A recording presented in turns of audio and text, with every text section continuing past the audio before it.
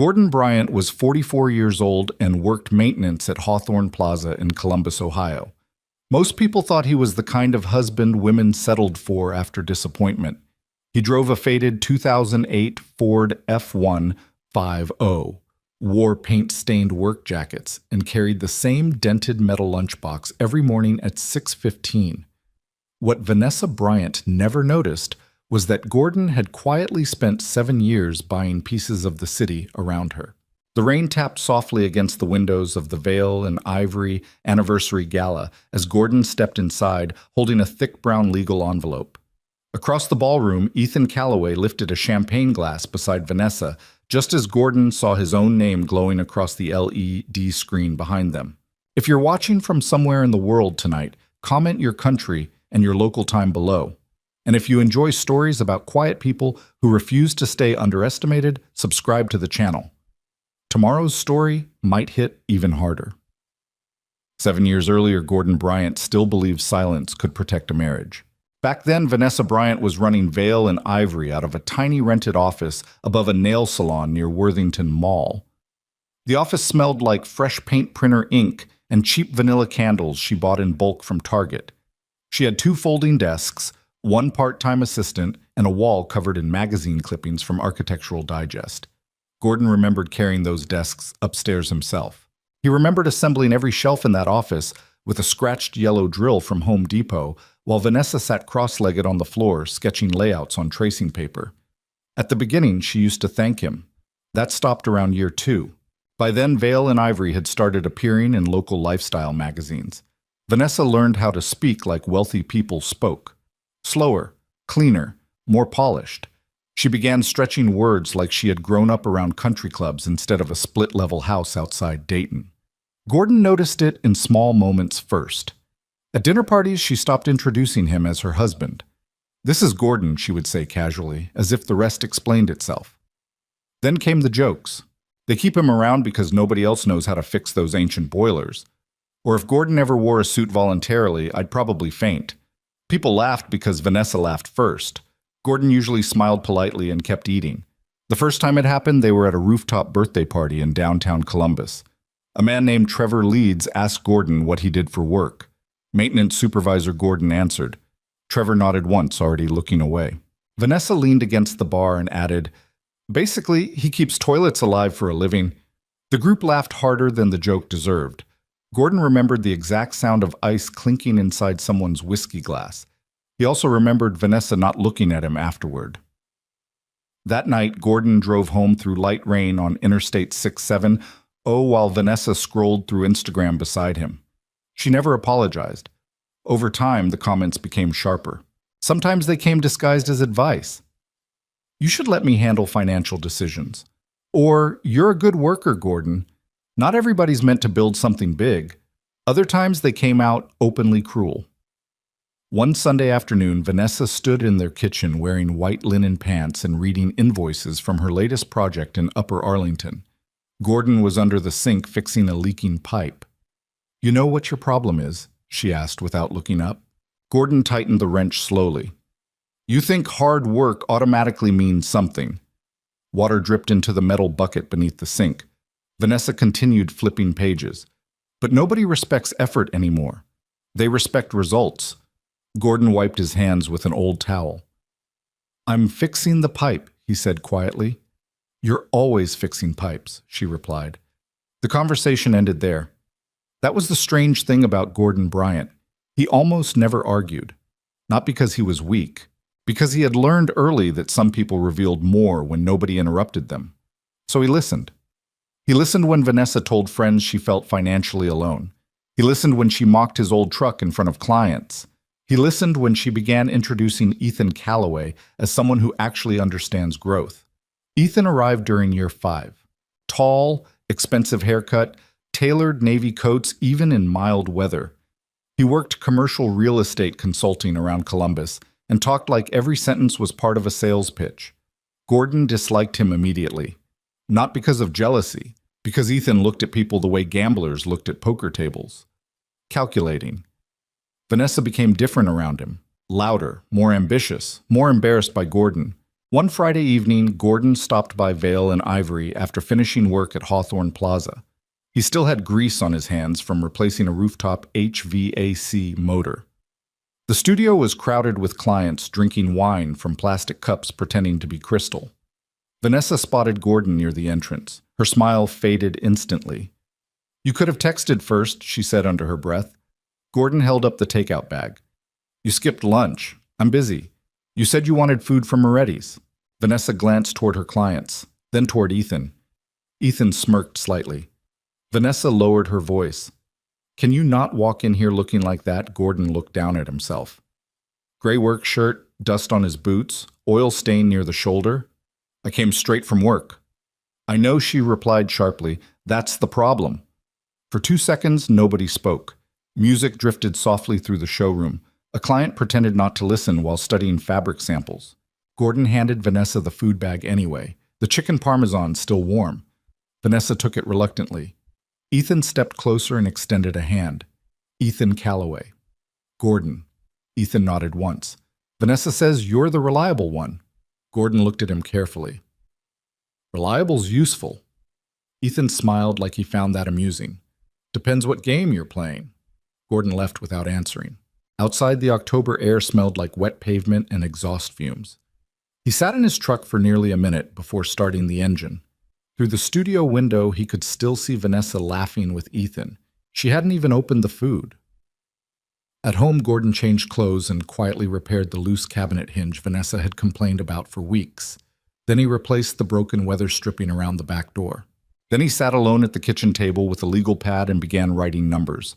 Income, expenses, savings, debt. He wrote carefully, slowly, like a man measuring the weight of his own life. Vanessa came home after 11 carrying shopping bags from Easton Town Center. "You're still awake?" she asked. Gordon closed the notebook. "Yeah." She kicked off her heels near the doorway. "You know, Ethan thinks we should expand into Cincinnati." Gordon nodded once. "That'll cost money." Vanessa laughed softly while pouring herself sparkling water. "See? That's the difference between you two." Gordon looked at her. "What difference? You think about cost first. He thinks about growth first." She walked upstairs without waiting for a response. Gordon remained at the kitchen table long after the house became quiet. The refrigerator hummed softly. Snow began falling outside the window. And for the first time in years, Gordon allowed himself to consider a possibility he had avoided since the marriage began unraveling. Maybe Vanessa didn't see him as temporary. Maybe she saw him as invisible. That realization stayed with him the following Monday morning at Hawthorne Plaza. At 6:12 a.m., Gordon unlocked the maintenance office, poured stale coffee into a paper cup, and checked the weekly repair requests. Leaking faucet, parking lot lights, broken restroom latch. Normal things. Things people only noticed when they stopped working. Around noon, Gordon climbed a ladder near the Plaza bookstore to replace flickering ceiling panels. From above, he could see shoppers moving below like currents in water. Nobody looked up. Nobody ever looked up. Then Gordon noticed Vanessa walking through the plaza with Ethan. She was laughing. Ethan carried fabric catalogs under one arm while Vanessa held his sleeve lightly as they crossed toward Vale and Ivory. Before entering the studio, Vanessa stopped near the fountain outside the Plaza Cafe. A woman Gordon recognized from one of Vanessa's networking events approached them. The woman smiled politely. "And this must be your husband." Vanessa laughed immediately. "Oh, God, no." Then she glanced toward Ethan. "My husband's maintenance staff here." Gordon stood motionless on the ladder. The fluorescent light buzzed softly above him. Down below, Vanessa continued walking without ever noticing he had heard every word. Margaret Bryant died on a Tuesday morning in late February. The hospital room at Riverside Methodist smelled faintly of antiseptic and burnt coffee. Snow pressed softly against the windows, overlooking Olentangy River Road, while machines emitted slow, uneven beeps beside her bed. Gordon sat beside his mother for nearly 6 hours after the doctors stopped speaking in hopeful tones.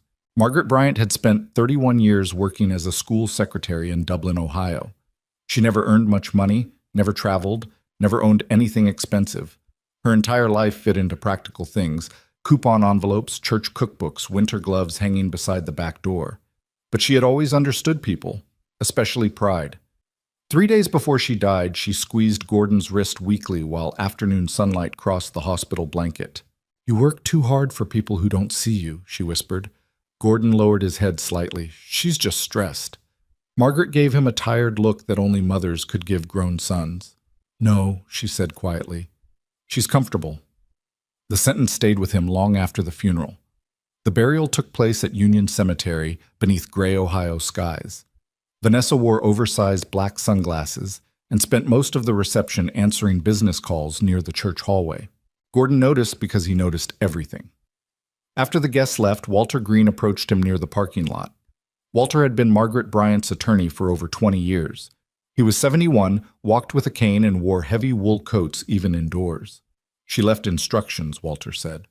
Gordon looked exhausted. For the estate, Walter shook his head once. "For you." The following Thursday, Gordon drove downtown to Walter Green's office near Gay Street. The office looked frozen in 1989, dark wood shelves, dusty legal books, coffee stains older than some marriages. Walter opened a manila folder carefully. "Your mother left you $83,000. Gordon blinked once. "That can't be right. She saved almost every extra dollar she earned after your father died." Walter slid another envelope across the desk. "There's also this." Inside was a handwritten letter folded twice. Margaret's handwriting leaned slightly to the right. "Gordon, you were never weak. You were simply raised to think endurance was love. Stop renting your life to people who mistake kindness for smallness. Own something nobody can take away from you, even if it starts small. Love. Mom." Gordon read the letter twice, then a third time. Walter watched him quietly before speaking again. "Your mother also wanted me to tell you something personally." Gordon folded the letter carefully. "What?" Walter leaned back in his chair. "Margaret thought you were smarter than everybody around you." For the first time in months, Gordon laughed softly. Walter didn't. "I'm serious." The room became quiet. Traffic moved outside the old windows downtown. Finally, Walter asked, "Have you ever considered investing?" Gordon looked down at his rough hands. "I fix boilers for a living." Walter shrugged. "Plenty of rich men do less useful things." That afternoon, Walter drove Gordon to Clintonville to look at a duplex property owned by a retired landlord desperate to sell. The building sat on a narrow street lined with bare maple trees and cracked sidewalks. The brick exterior was faded. One gutter hung loose near the roofline. Inside, the place looked worse. Water damage stained the ceiling upstairs. The kitchen cabinets leaned sideways. Half the electrical outlets didn't work. Walter stepped around loose flooring carefully. "Ugly properties scare emotional buyers," he said. Gordon walked room to room silently. He checked the furnace, examined the pipes, measured the windows. Unlike Vanessa, Gordon never cared how things looked first. He cared whether they worked. How much, Gordon finally asked. $92,000. Gordon frowned. "That's high." Walter smiled faintly. "Good. That means you're thinking correctly." 3 weeks later, Gordon created Bryant Holdings, LLC. He signed the paperwork wearing his maintenance uniform during lunch break. Nobody at Hawthorne Plaza noticed. That became Gordon's advantage early. People rarely noticed quiet men carrying folders. He bought the duplex in April. And then he worked. Every single day. His routine became brutal. Up at 5 a.m., maintenance shift at Hawthorne Plaza from 600 until 3:30. Drive to Clintonville, repair until midnight, sleep, repeat. He replaced copper pipes himself, installed drywall, refinished hardwood floors after watching YouTube tutorials late at night. One evening, he accidentally sliced his palm while replacing broken tile in the upstairs bathroom. Blood dripped onto the unfinished floor while cold rain hammered the windows outside. Vanessa barely looked up from her laptop when he got home. "What happened to your hand tile cutter slipped? You should hire someone. We can't afford that yet." Vanessa sighed impatiently. "This duplex thing is becoming an obsession." Gordon washed dried blood from his knuckles. "It's temporary." Vanessa closed her laptop. "You always say that." What Gordon didn't say was that the duplex already felt more honest than his marriage. At least damaged buildings showed their cracks openly. By summer, Gordon finished renovating the first unit. He posted the listing online himself. A nurse from Ohio State University Hospital rented it within 4 days. Then came the second tenant, a graduate student from Columbus State. Suddenly, money started moving differently. Not fast, not dramatically, but steadily. Monthly rent, consistent deposits, predictable cash flow. For the first time in years, Gordon saw numbers growing instead of shrinking. He created spreadsheets late at night while Vanessa slept upstairs after networking events. Property tax, insurance, maintenance reserve, future acquisition goals. He studied quietly. Commercial leases, interest rates, depreciation schedules, small multifamily investing. Nobody knew, especially Vanessa. To her, Gordon was simply becoming more distant. One October evening, she found him reviewing bank statements at the kitchen table. "You're seriously still doing this landlord thing?" she asked. Gordon kept reading. "It's working." Vanessa opened the refrigerator. "Barely. It paid for itself in 6 months." Vanessa laughed lightly while pouring wine. "You know what your issue is?" Gordon already knew a criticism was coming. "You think small wins are big wins." She leaned against the counter. "You get excited over tiny things because you've never played at a real level." Gordon closed the folder carefully. "How much debt does Vale and Ivory have right now?" The question surprised her. Vanessa narrowed her eyes. "Excuse me." "You heard me. That's none of your business." Gordon almost smiled at that. They were married. Every debt became his business, eventually. Vanessa grabbed her wine glass. "You wouldn't understand expansion strategy anyway." She headed upstairs before he could answer, but Gordon wasn't offended anymore. That was changing too, because something important had happened over the previous months. He had stopped needing Vanessa's approval. The duplex continued generating income through winter. Then spring came again. One morning, Gordon stood outside the building after collecting rent checks. The maple trees along the street had begun blooming again. Traffic moved softly in the distance while sunlight reflected off damp pavement. For the first time in years, Gordon felt something unfamiliar. Control. Not emotional control, financial control, structural control. The kind that came from ownership. That same afternoon, Walter Green called him unexpectedly. "I found something you should see," Walter said. "What kind of something?" "A distressed commercial property." Gordon leaned back slowly inside the Hawthorne Plaza maintenance office. Walter continued. "The owner's trying to exit fast before default issues become public." Gordon stared through the small office window toward the plaza parking lot outside. Families walked between stores carrying shopping bags. Delivery trucks unloaded near the restaurants. Val and Ivory's storefront sat across the lot beneath soft gold signage. Vanessa stepped outside laughing into her phone, while Ethan Calloway followed behind her. Walter's voice returned through the receiver. "Gordon." "Yeah. You interested?" Gordon watched Vanessa disappear into the Plaza Cafe without ever glancing toward the maintenance office. Then he looked slowly around the property. At the stores, the sidewalks, the roofs, the land beneath all of it. And something inside Gordon Bryant became very still. "Yes," he said quietly. "I'm interested." By year 6, Vanessa Bryant no longer sold interior design. She sold the appearance of success. That difference mattered. The old office above the nail salon disappeared after Ethan Calloway entered the business. He convinced Vanessa to relocate Vale and Ivory into a polished commercial unit at Hawthorne Plaza near Worthington. Floor-to-ceiling windows, matte black signage, imported Italian lighting fixtures. Everything looked expensive. Most of it was financed. Vanessa loved financing. She loved anything that delayed consequences. The new studio quickly became a social media backdrop instead of a workspace. Every corner was designed for photographs. Cream-colored sofas nobody sat on. Coffee table books nobody read. Ceramic vases taller than children. Gordon noticed something else too. Nobody ever seemed relaxed inside the studio. Employees whispered constantly. Invoices piled higher each month. Vanessa stopped talking about profit and started talking about visibility, brand positioning, luxury perception, market elevation. Ethan used phrases like that daily. Gordon listened quietly whenever Ethan visited the house, which became often, very often. Sometimes Ethan arrived carrying expensive bourbon bottles. Other nights, he brought architectural samples or expansion proposals spread across the kitchen island Gordon had installed with his own hands 4 years earlier. Vanessa increasingly spoke to Gordon like he was temporary background noise. One Friday evening, Gordon came home after repairing storm drainage systems across Hawthorne Plaza during heavy rain.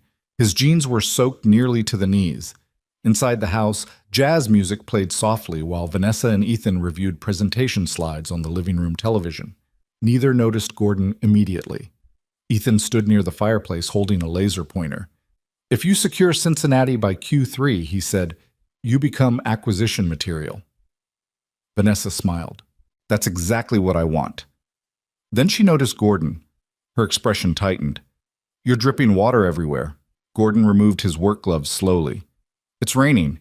You could at least change before walking through the house."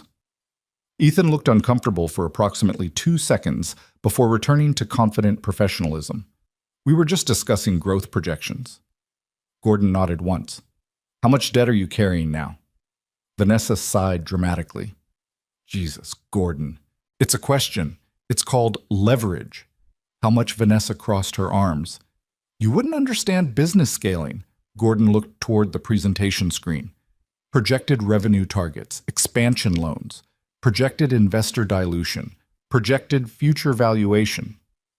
Almost every number relied on optimistic assumptions. Very little actual liquidity. Gordon recognized risk immediately because maintenance work taught him something wealthy people rarely understood. Small failures became disasters when ignored early. A loose pipe, a roof leak, a cracked foundation. Debt worked the same way. Ethan stepped forward smoothly. "You have to spend money to grow." Gordon looked directly at him. "No," he said quietly.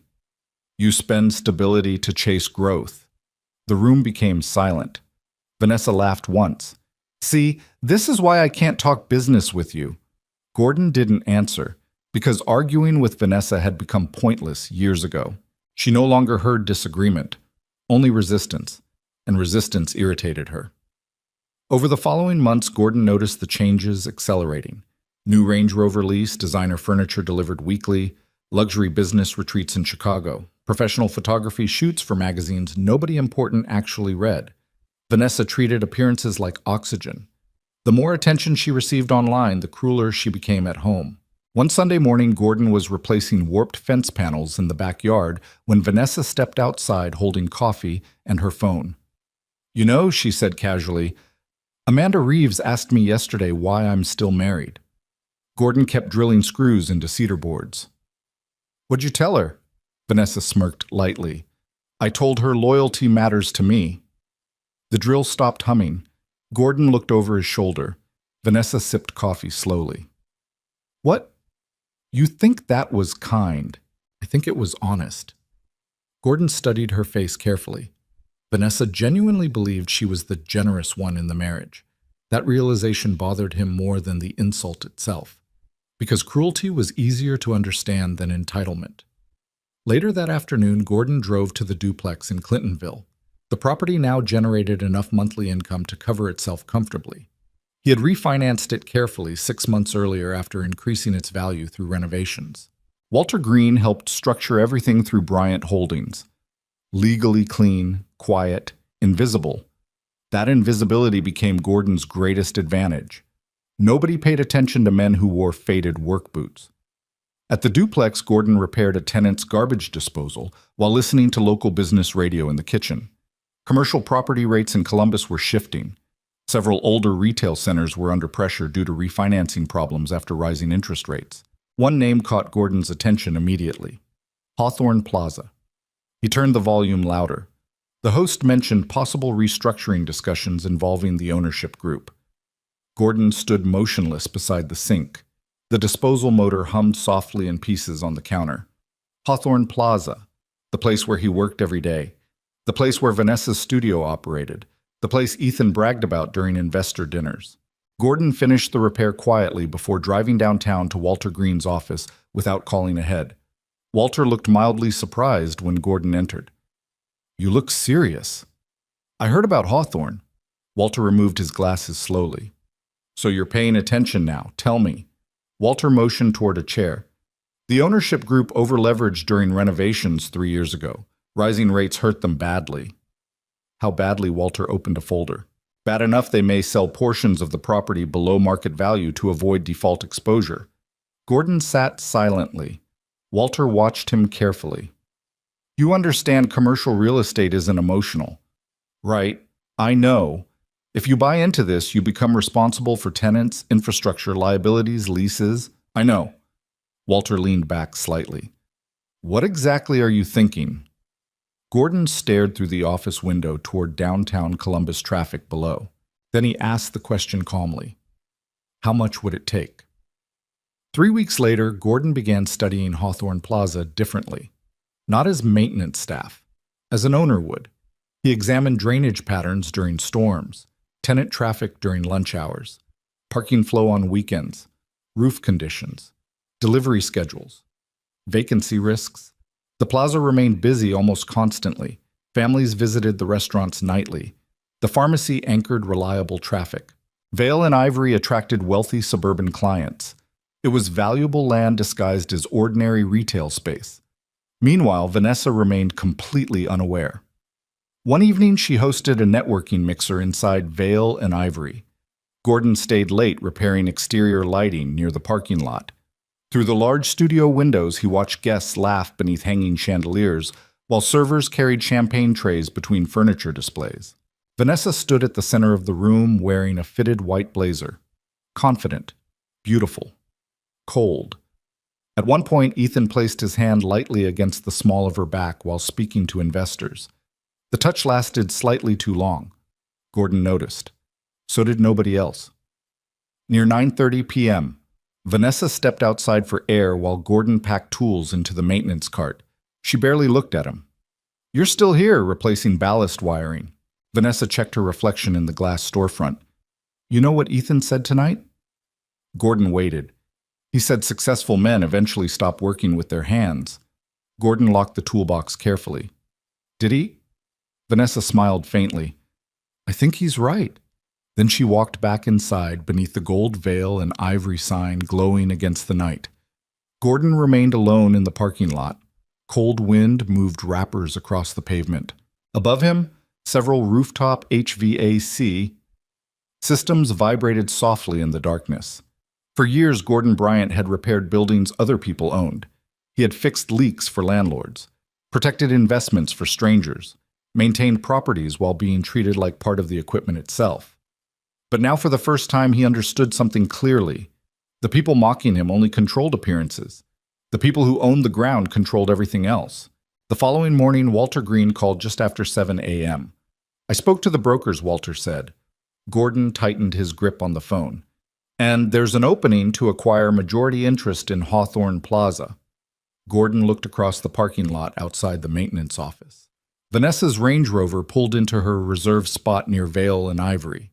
Ethan's black Mercedes arrived seconds later beside her. Gordon watched them walk into the studio together, laughing. Then he answered quietly. Set the meeting. The acquisition meeting took place inside a glass conference room overlooking downtown Columbus. Rain streaked across the windows while traffic crawled below on High Street. Gordon sat quietly at the far end of the polished walnut table, wearing the same charcoal work jacket he wore most mornings at Hawthorne Plaza. Nobody in the room expected him to be there, especially not the brokers. A younger associate named Kyle Mercer walked in carrying folders and stopped briefly after seeing Gordon.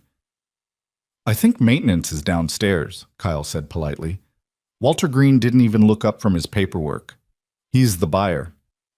Silence settled over the room immediately. Kyle blinked once, then sat down carefully. That happened often to Gordon.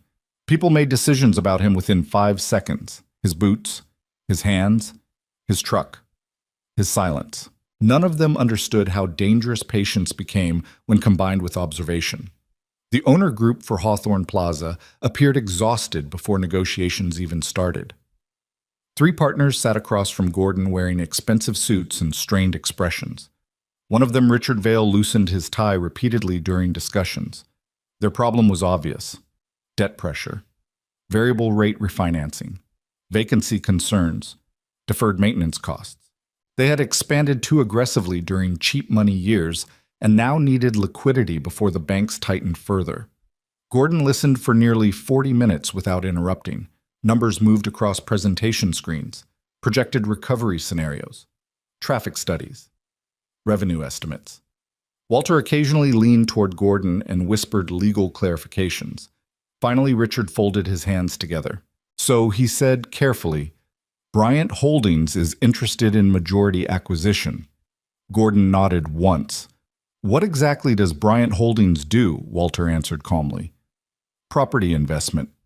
Richard looked back toward Gordon. "How large is your operation?" Gordon took a sip of black coffee before speaking. "Large enough." The answer irritated one of the partners immediately. "You understand this isn't residential investing, right?" Walter glanced sideways, already anticipating Gordon's response. Gordon remained calm. "I understand roofs leak the same way whether tenants are rich or poor." Nobody spoke after that. By the end of the meeting, Gordon had secured conditional terms for majority ownership of Hawthorne Plaza through Bryant Holdings, LLC. The process took another 62 days. During those 2 months, Gordon told nobody, not Vanessa, not coworkers, not tenants. He continued unclogging drains and repairing electrical panels while attorneys handled closing documents quietly behind the scenes. That became Gordon's routine. Fix problems publicly, build power privately. One afternoon during closing week, Gordon repaired a broken restroom sink inside Hawthorne Plaza, while Vanessa stormed into the hallway speaking loudly into her phone. "No, absolutely not," she snapped. "We need premium positioning if we're expanding Cincinnati." She paced near the fountain outside Vale and Ivory, while Ethan followed behind her reviewing spreadsheets on a tablet. Gordon knelt beneath the sink, tightening pipe fittings. Vanessa barely acknowledged him. "Did you call the plumber yet?" she asked impatiently. "I am the plumber. I mean a real plumber." Gordon wiped his hands slowly. "This leak'll hold now." Vanessa rolled her eyes. "That's not exactly reassuring." Ethan chuckled softly beside her. Then he looked down toward Gordon. "You ever think about starting your own little handyman company?" "Little." Gordon noticed the word immediately. "No." Ethan smiled. "Shame. Blue-collar branding's big right now." Vanessa laughed harder than necessary. The sound echoed slightly off the hallway tiles. Gordon stood up quietly and placed his tools back into the maintenance bag. Water no longer leaked from the pipe. The problem had been solved in less than 10 minutes, just like most things Gordon touched. That Friday, the Hawthorne Plaza acquisition officially closed. Bryant Holdings now controlled 61% ownership. Walter Green called it exactly 4:42 p.m. It's done. Gordon stood alone in the maintenance office, staring at security monitors showing live feeds from across the plaza. Families carrying pizza boxes, teenagers entering the bookstore, a janitor mopping near the pharmacy entrance, and directly across the parking lot, Vale and Ivory Design Studio, owned by Vanessa Bryant. Located inside property owned by Gordon Bryant. Neither Vanessa nor Ethan knew. Walter continued speaking through the phone. "The lease structures remain unchanged for now." "For now," Gordon repeated quietly. "You're the landlord now, Gordon." The word felt strange. Landlord, owner, control. He had spent years being treated like disposable labor inside the very property he now legally controlled. Yet nothing changed outwardly. The following Monday morning, Gordon still arrived before sunrise, still unlocked the maintenance office, still drank stale coffee from paper cups, still fixed broken things. That invisibility protected him better than money ever could. People revealed themselves freely around men they considered harmless, Vanessa especially. 3 weeks after closing, Vale and Ivory hosted a launch event for a luxury furniture collaboration. White floral arrangements lined the storefront while valet attendants waited outside beneath string lighting. Gordon spent most of the evening replacing exterior parking lot fixtures 50 yards away. Cold November wind cut through the plaza while jazz music drifted from the event. At around 8:15 p.m., Vanessa stepped outside holding champagne. She spotted Gordon on the lift platform changing a ballast fixture overhead. "You're seriously doing that tonight," she called upward. Gordon looked down. Lights were failing. Vanessa shook her head. "You always pick the worst timing." Gordon returned to his work. Below him, guests in expensive coats laughed beside fire heaters, while servers carried trays of lobster crostini between conversations. Ethan emerged from the studio holding 2 drinks. He handed one to Vanessa before glancing upward toward Gordon. Still grinding away, Gordon tightened wiring carefully. Something like that. Ethan smirked. You know what I admire about guys like you, Gordon waited. You never pretend to be something you're not. Vanessa laughed softly into her champagne glass. That bothered Gordon less than it once would have, because Ethan misunderstood something fundamental. Gordon wasn't pretending to be small. That was the difference. Far above them, Gordon restored power to the fixture line.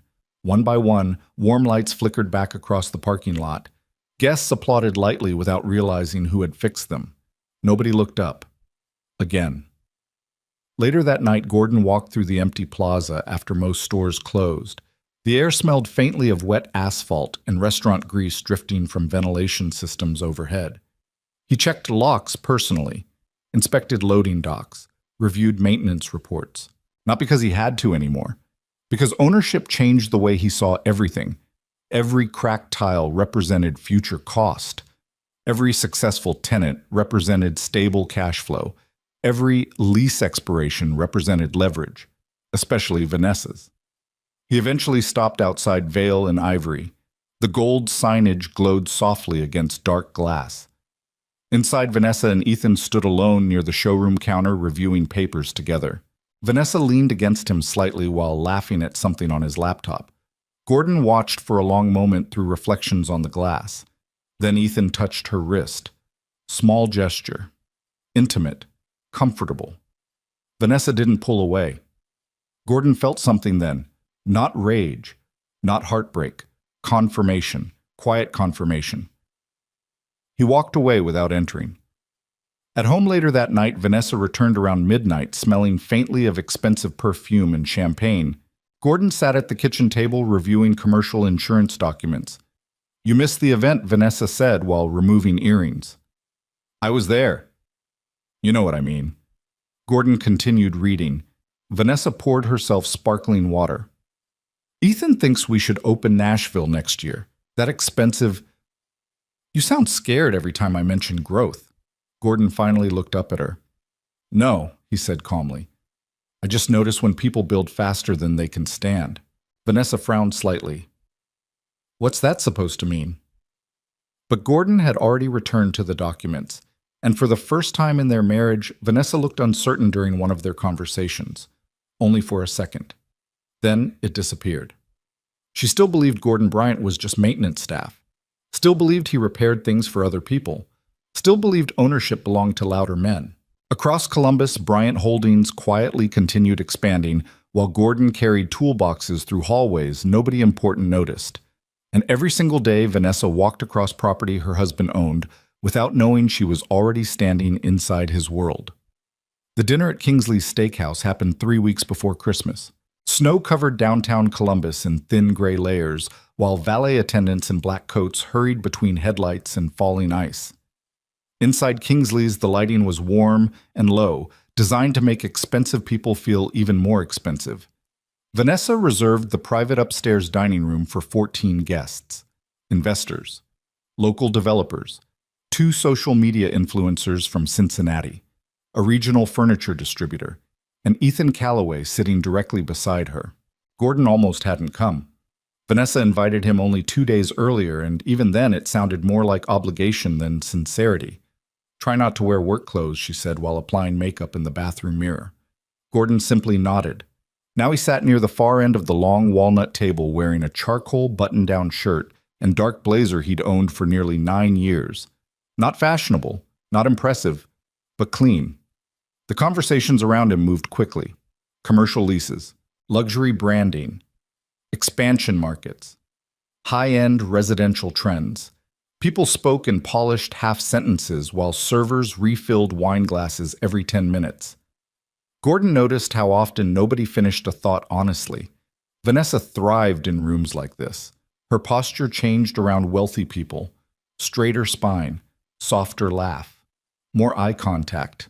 Tonight she wore a cream silk dress with gold earrings Gordon had bought her during year 2 of their marriage, before things became cold between them. She no longer remembered that. Ethan raised his glass halfway through appetizers. To Vale and Ivory, he announced smoothly. And to Vanessa Bryant, who built this company from nothing. The table applauded. Vanessa smiled modestly without correcting him. Gordon remained quiet. The server placed seared filet mignon in front of him while Ethan continued speaking. What impresses me most about Vanessa, Ethan said, is that she never let limitations define her. Several guests nodded approvingly. One woman asked casually, "How did you two meet?" Vanessa glanced briefly toward Gordon before answering. "We met before everything took off." The phrasing felt deliberate. Ethan smirked lightly. "She upgraded the business," he added. "Now we just need to upgrade the rest of her life." A few people laughed carefully, unsure how far the joke could go. Vanessa laughed too. Not nervous laughter, comfortable laughter. Gordon cut into his steak slowly. Across the table, a real estate broker named Martin Keller studied Gordon with mild curiosity. Martin had attended part of the Hawthorne acquisition closing months earlier. He recognized Gordon immediately. But he said nothing. Vanessa took another sip of wine. "You know," she said casually, "people always assume Gordon's more ambitious than he actually is." The room quieted slightly. Vanessa continued, "He's happiest fixing things nobody notices." Gordon placed his fork down carefully. "And what's wrong with that?" Vanessa shrugged. "Nothing, unless that's all you ever become." Silence followed. A server entered carrying another bottle of Cabernet before quickly sensing tension and retreating again. Ethan leaned back comfortably. "Come on," he said to Gordon. "Vanessa's just saying some people are builders and some people are maintainers." Gordon looked directly at him. "And you think those are different things?" Ethan smiled confidently. "One creates value. The other protects it." For a moment, Gordon almost laughed, because Ethan genuinely believed that, like most men who inherited confidence before wisdom. Gordon glanced around the dining room. Italian marble bar. Imported light fixtures, custom oak wall paneling, leased building, leased kitchen equipment, refinanced business loan. Nothing in the room actually belonged to the people pretending ownership, but Gordon understood something they didn't. Real ownership rarely announced itself loudly. The dinner continued. By dessert, several guests were tipsy enough to speak honestly. One investor asked Vanessa about expansion into Nashville. Another asked whether Ethan planned to formally partner into Vale and Ivory. Vanessa answered carefully but enthusiastically. Gordon listened to the numbers. Too aggressive. Too fast. Too dependent on borrowed money. At 10:17 p.m., the server discreetly placed the final bill folder beside Vanessa. She opened it briefly. Her smile flickered. The dinner total was $8,436. Wine alone accounted for almost $3,000. Vanessa looked toward Ethan. Ethan checked his phone. "Actually," he said lightly, "I've got a conference call in 5 minutes." Vanessa hesitated, then slowly turned toward Gordon. He already understood. For years, Gordon had quietly become the financial shock absorber beneath Vanessa's image. Whenever appearances became expensive, she expected him to absorb impact silently. Vanessa lowered her voice. "Can you handle this?" Gordon opened the folder. No reaction, no complaint, just numbers. The server waited politely nearby. Gordon removed a black card from his wallet and handed it over. Martin Keller noticed immediately. Black American Express Centurion, not the kind of card maintenance workers carried. Martin's eyebrows lifted slightly. Across the table, Ethan didn't notice. He was too busy talking about luxury development corridors near Nashville. Vanessa barely noticed either, because people usually saw only what matched their assumptions. The server returned 5 minutes later looking subtly different toward Gordon. More careful, more respectful. Small details changed once money became visible. After dinner, guests gathered near the staircase while snow continued falling outside. Vanessa stood close beside Ethan laughing softly while photographers from a local lifestyle blog took pictures. Gordon waited near the coat check. Martin Keller eventually approached him quietly. "I didn't realize Bryant Holdings was yours." Gordon buttoned his coat slowly. "Most people don't." Martin glanced toward Vanessa across the room. "She no. Martin gave a low whistle. "You own half the north side of that plaza now." "Majority." Martin blinked once, then nodded slowly. Before either man could continue, Vanessa walked over carrying her purse. "You ready?" she asked Gordon distractedly. Martin extended his hand politely. "Good seeing you again, Mr. Bryant." Vanessa frowned slightly. Again, Martin smiled professionally. "We've crossed paths through commercial work." Gordon shook Martin's hand once. "Take care."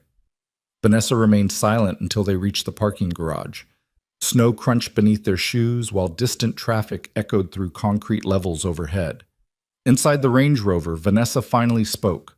"What commercial work?" Gordon fastened his seatbelt calmly. "Property stuff." "What property stuff?" "Investments." Vanessa laughed once while starting the engine. "You—" Gordon looked out the window. "Yes." Vanessa pulled out of the garage slowly. "For how long?" "A while." "What exactly are you investing in?" Gordon answered honestly. "Real estate." Vanessa smirked faintly. "With what money?" The question lingered between them. Not curious. Dismissive. Gordon could have answered. Could have explained Bryant Holdings. The duplex. Hawthorne Plaza. Cash flow. Equity. Leverage. But he already understood something important about Vanessa. Information only mattered to her when status came attached to it. And Gordon still looked like maintenance staff, so she wouldn't believe him anyway. At a red light near Broad Street, Vanessa checked her reflection in the mirror. "You know, Ethan thinks you'd actually do well flipping small rentals." Gordon almost smiled. "Does he?" "Yeah. Like starter-level investing. Starter level." The phrase settled quietly in Gordon's mind. They drove the rest of the way home, mostly in silence. Around midnight, Gordon walked downstairs for water and noticed Vanessa speaking softly on the back patio through the glass doors. Ethan's name glowed on her phone screen. Gordon stayed in the kitchen shadows without making noise. Vanessa laughed quietly. "No," she whispered. "He has no idea." Snow drifted gently across the dark backyard while Christmas lights from neighboring homes reflected against the fence Gordon had rebuilt himself. Outside, Vanessa leaned against the patio railing, smiling into her phone. Inside, Gordon stood motionless beside the kitchen counter. He wasn't angry anymore. That surprised him most, because anger required emotional confusion, and Gordon Bryant was beginning to see everything very clearly. Vanessa eventually returned inside and nearly startled when she saw him. "How long have you been standing there? Long enough?" Vanessa studied him carefully. For a brief second, uncertainty crossed her face again, then disappeared. "You should get some sleep," she said lightly. Gordon nodded once. But later that night, while Vanessa slept upstairs, Gordon sat alone in the dark kitchen, reviewing tenant reports from Hawthorne Plaza. Vale and Ivory's lease renewal window opened in 8 months. Gordon stared at the numbers for a long time. Outside snow continued falling silently across Columbus. And somewhere deep beneath years of humiliation, patience began slowly transforming into strategy. Gordon Bryant hired Megan Pierce on a rainy Tuesday in March. The meeting took place inside a quiet diner off Henderson Road, where the coffee tasted burnt and the booths still smelled faintly like cigarette smoke from 20 years earlier. Megan arrived exactly on time. Former insurance fraud investigator, 48 years old, short gray blonde hair, no unnecessary conversation. Gordon respected her immediately. She slid into the booth across from him while rain streaked sideways across the windows. "You think your wife's cheating?" she asked. Gordon stirred cream into his coffee slowly. "I think she stopped hiding." Megan nodded once. "That usually means it's already worse than people realize." Gordon handed her a folder. Inside were photographs, dates, hotel receipts Vanessa claimed were design conferences, business expense reports Ethan approved personally. Megan reviewed everything quietly. No emotional reaction, she asked after several minutes. Gordon looked toward the parking lot outside. "I had emotional reactions years ago." That answer seemed to settle something for Megan. She closed the folder carefully. "What do you actually want from me?" "Truth." "That's dangerous sometimes. So's ignorance." Megan accepted the case that morning. Over the next several weeks, Gordon's life split into 2 separate realities. During the day, he remained the invisible maintenance supervisor at Hawthorne Plaza. At night, information slowly accumulated. Patterns, movements, Receipts. Photographs? Megan operated methodically. She tracked Vanessa and Ethan through Columbus business dinners, hotel, lounges, and investor meetings that increasingly stretched late into the night. The first hard confirmation arrived 17 days later. Megan emailed Gordon a single photograph taken outside the Hilton Netherland Plaza in Cincinnati. Vanessa stood beneath the hotel awning wearing a long camel-colored coat, while Ethan kissed her forehead casually before leading her inside. Not hurried, not guilty, comfortable, like people who believed nobody important was watching. Gordon stared at the image alone in the Hawthorne Plaza maintenance office after closing hours. The fluorescent lights buzzed softly overhead. Outside rainwater reflected red brake lights across the parking lot. He expected anger. Instead, he felt clarity, because betrayal stopped hurting once it matched the behavior leading up to it. Megan called 20 minutes later. "There's more." Gordon leaned back slowly. "Tell me." "They're financially tangled too." That caught his attention immediately. Megan continued. "Ethan's consulting company guaranteed portions of Vail and Ivory's expansion debt. How much enough to drown both of them if revenue drops?" Gordon remained silent. Megan lowered her voice slightly. "There's something else." "What?" "The showroom staging is partially fake." Gordon frowned. "Explain." "Half the luxury furniture displayed in Vanessa's campaigns is rented temporarily during shoots." Gordon closed his eyes briefly, not because he was surprised, because it fit perfectly. Appearance over structure, always. Over the next month, Megan uncovered more. Fake waiting lists, inflated investor projections, delayed vendor payments hidden through short-term credit extensions. Vail and Ivory looked successful from outside because Vanessa spent enormous energy maintaining the illusion. Meanwhile, the actual business weakened underneath, like polished wood rotting internally. One Thursday evening, Gordon drove through the Blackstone Warehouse district after Megan sent him an address tied to Vail and Ivory logistics. The district sat west of downtown Columbus near old industrial rail lines and aging brick buildings converted into commercial storage spaces. Cold wind pushed trash along cracked sidewalks while security lights flickered above loading docks. Gordon parked across the street quietly. The warehouse Megan identified carried temporary signage for Callaway Creative Distribution. Through partially open dock doors, Gordon saw furniture shipments stacked inside, dining tables, lighting fixtures, imported decor inventory, everything Vail and Ivory depended on for expansion. A man wearing reflective gloves smoked beside the loading dock entrance. Gordon approached calmly. "Busy place." The worker shrugged. "Used to be busier." "Who owns it bank soon, probably." The man flicked ash onto wet pavement. "Whole property's upside down." Gordon looked carefully at the building. 30,000 square feet. Functional loading access. Good location. Poor management. Opportunity. 2 days later, Gordon met Walter Green again. Walter studied the warehouse documents while adjusting reading glasses low on his nose. "You're thinking strategically now," Walter observed. Gordon sat quietly. "The bank wants out fast." Walter nodded. "Receivership pressure's building." "How fast?" "Fast enough if you're serious." Gordon looked toward the office window. Outside downtown Columbus moved through another gray afternoon. What would Bryant Holdings risk? Walter answered honestly. More than before. And what would it gain? Walter closed the file slowly. Control. That word mattered. Control over inventory flow, control over lease pressure, control over leverage. Most importantly, control over people who believed Gordon understood none of it. 3 weeks later, Bryant Holdings quietly acquired the Blackstone warehouse through a separate subsidiary structure Walter arranged carefully. No public attention followed, no articles, no announcements, just signatures, transfers, ownership. Vanessa never noticed. That became increasingly astonishing to Gordon. She noticed luxury handbags instantly, but never corporate filings, never property records, never legal structures, because Vanessa only respected visible power. One Friday night, Gordon arrived home after reviewing maintenance contracts at Hawthorne Plaza and found the house empty except for a note on the kitchen counter. Dinner with investors. Don't wait up. V, no apology, no explanation. Just logistics.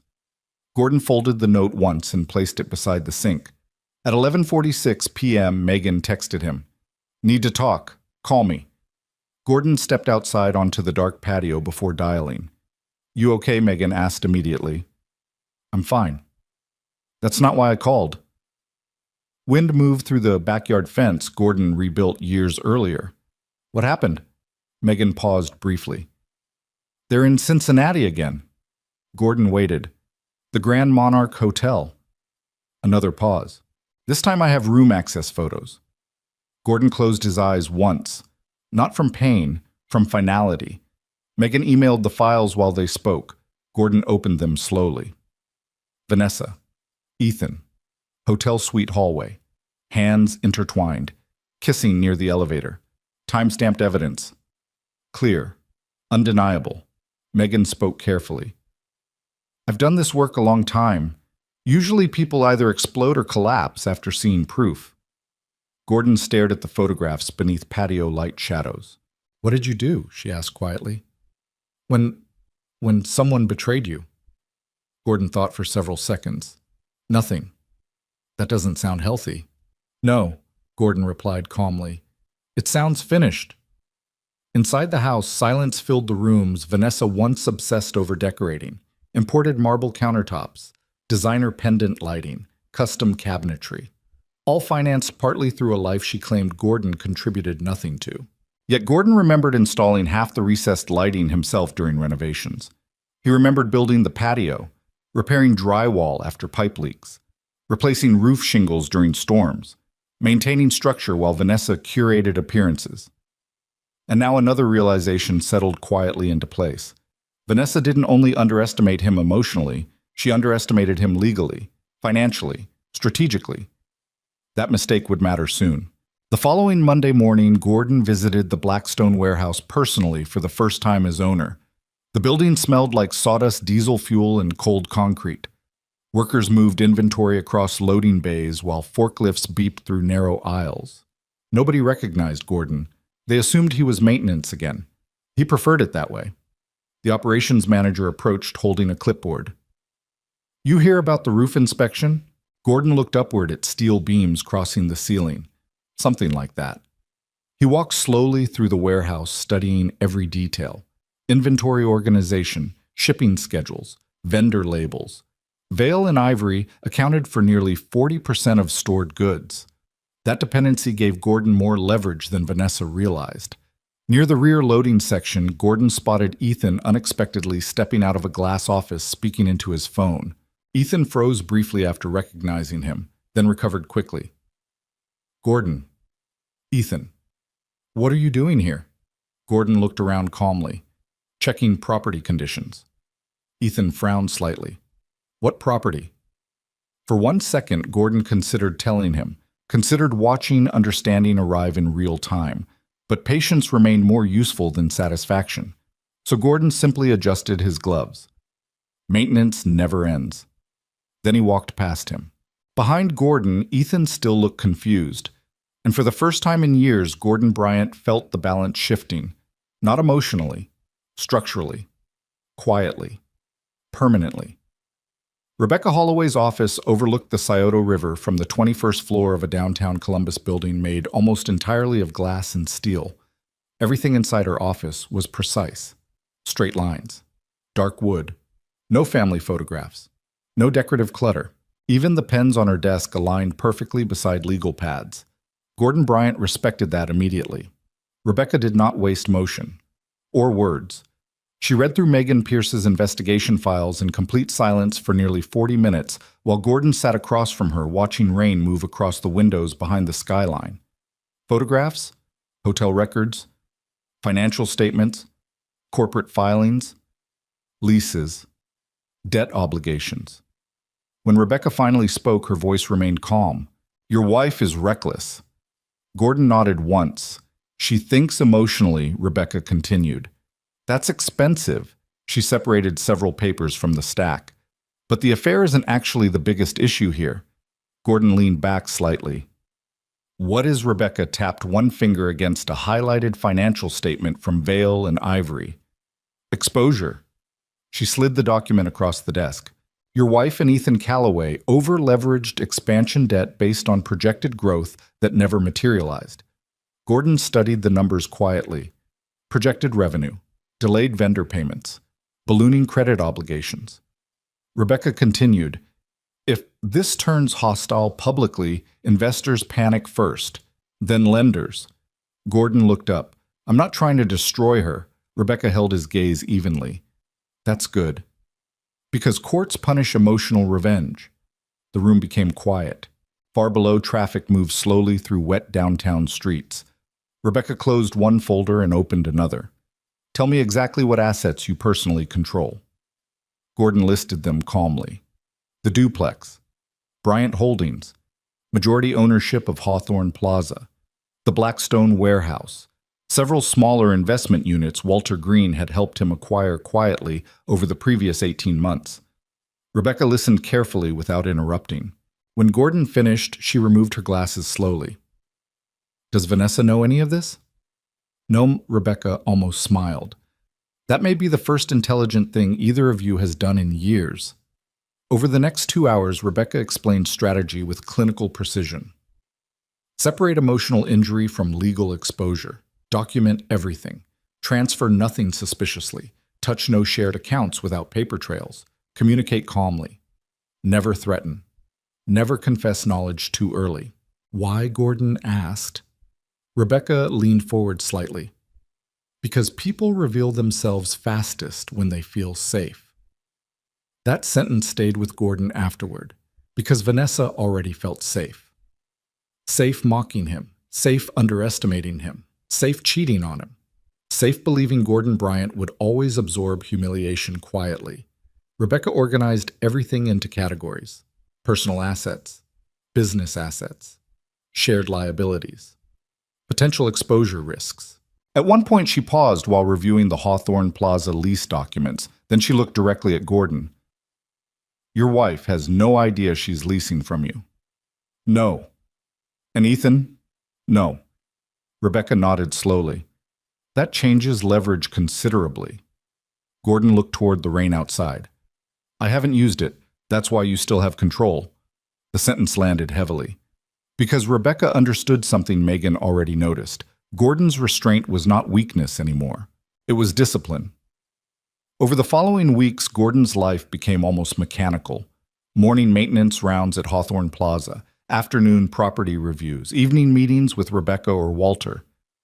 Late-night document organization at the kitchen table while Vanessa scrolled through luxury furniture accounts beside him without noticing what he was building. The strange part was how normal everything still looked from outside. Vanessa still treated him like invisible labor. Still left dishes beside the sink, expecting Gordon to clean them. Still spoke about Ethan openly now, almost carelessly. One evening, she walked into the kitchen carrying fabric samples and speaking excitedly. We may secure a Nashville collaboration. Gordon reviewed tenant insurance renewals without looking up. That expensive Vanessa sighed immediately. There you go again. What? Every time I mention growth, you react like somebody discussing survival rations. Gordon signed another document calmly. How much debt would Nashville require? Vanessa laughed softly. That's why people like Ethan succeed and people like you stay stuck. The words no longer hurt. That surprised Gordon more each day. Because once respect died, insults lost weight too. Vanessa opened the refrigerator. You know what your problem is, Gordon waited. You think caution equals intelligence. Gordon finally looked at her. No, he said quietly. I think consequences exist whether people believe in them or not. Vanessa rolled her eyes. God, you sound old. She walked upstairs carrying wine and fabric samples without another word. Gordon remained alone in the kitchen. The overhead light reflected softly against polished countertops he had installed himself years earlier. His phone buzzed once. Rebecca Holloway. He answered immediately. We have another issue, Rebecca said. What kind mortgage exposure? Gordon frowned slightly. Our house? Yes. Rebecca explained that the mortgage servicing rights connected to their home had recently shifted between financial institutions due to secondary debt restructuring. Normal people ignored information like that. Rebecca didn't. There's an opportunity, she said carefully, for what to control the note eventually if it gets bundled into distressed restructuring. Gordon remained silent for several seconds. Rebecca continued, I'm not advising aggression. I'm advising awareness. Awareness. Another word Gordon increasingly valued. That weekend, Gordon visited Hawthorne Plaza alone before sunrise. The parking lot remained empty except for delivery trucks and drifting morning fog. He walked the property slowly with coffee in one hand and maintenance reports in the other. Roof integrity, lighting maintenance, landscaping contracts, HVAC replacement projections. Things owners noticed. Near Vale and Ivory. Gordon stopped quietly. Inside the dark studio, expensive furniture sat beneath soft security lighting. Everything looked perfect from outside.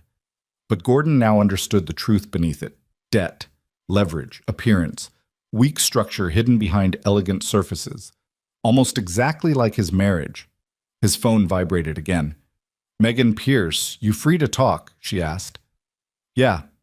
I followed Ethan last night. Gordon listened silently. He's nervous. That caught his attention. Why he's moving money around? Personal money looks like contingency planning. Gordon stared through the studio glass. So he sees something coming. Probably, Megan replied. Men like Ethan always run before collapse. That observation stayed with Gordon all morning. Not because he feared Ethan, because it confirmed something important. Ethan understood risk better than Vanessa did. Vanessa still believed confidence alone could overpower consequences. Around noon, Gordon returned home unexpectedly to retrieve lease documents Rebecca requested. As he entered the kitchen, he heard Vanessa speaking upstairs through partially open office doors. Her voice carried lightly down the hallway. No, he still doesn't know anything? Pause. Then laughter. Gordon stopped near the staircase silently. Vanessa continued. I swear Gordon notices broken pipes faster than human behavior. More laughter. Then Ethan's faint voice through speakerphone. Vanessa lowered her tone playfully. He's harmless. The words settled coldly inside the quiet house. Harmless. Gordon stood motionless for several seconds, then continued walking calmly into the home office without making noise. Inside the desk drawer, he removed copies of Bryant Holdings documentation and several Hawthorne lease records. His hands remained perfectly steady. Because Vanessa misunderstood something fundamental. Harmless men didn't build quietly for 7 years. Harmless men didn't survive humiliation without learning patience. Harmless men didn't prepare. That evening, Gordon met Rebecca again downtown. She reviewed updated financial summaries while city lights reflected across the office windows. Finally, she closed the file. You're almost ready. Gordon looked at her. For what? Rebecca folded her hands together carefully. For the moment your wife destroys herself publicly. Gordon frowned slightly. What do you mean? Rebecca slid a printed invitation across the desk. Vale and Ivory. 7-year anniversary gala. Formal event. Investor announcement. Partnership reveal. Rebecca tapped the paper once. She's planning something ambitious. Gordon stared at the invitation quietly, then noticed Ethan Calloway's name printed beside Vanessa's beneath the gold lettering. Not his. Rebecca watched Gordon carefully. You okay? Gordon looked down at the invitation for several long seconds, then answered honestly. Yeah. And for the first time since the marriage began falling apart, that answer was completely true. Because now Gordon Bryant finally understood the difference between reacting emotionally and preparing structurally. One made noise. The other changed outcomes. The mortgage note opportunity appeared quietly, like most dangerous things did. Rebecca Holloway called Gordon just after sunrise on a Monday in early September while he was inspecting rooftop drainage systems above Hawthorne Plaza. Cold wind moved across the roof while Columbus traffic murmured below in distant waves. You need to come downtown, Rebecca said. What happened? That mortgage package we discussed. Gordon tightened his grip on the phone slightly. Yeah, it's moving. An hour later, Gordon sat inside Rebecca's office reviewing documents spread across her desk. The situation was complicated but familiar to people who understood distressed debt markets. Their home mortgage had originally been sold years earlier through bundled servicing structures between lenders. Rising interest pressure and regional banking instability forced one smaller institution to unload portions of its residential-backed portfolio. One of those notes belonged to Gordon and Vanessa Bryant. Rebecca tapped a highlighted section carefully. The package isn't public-facing yet. Gordon read silently. Can Bryant Holdings buy it?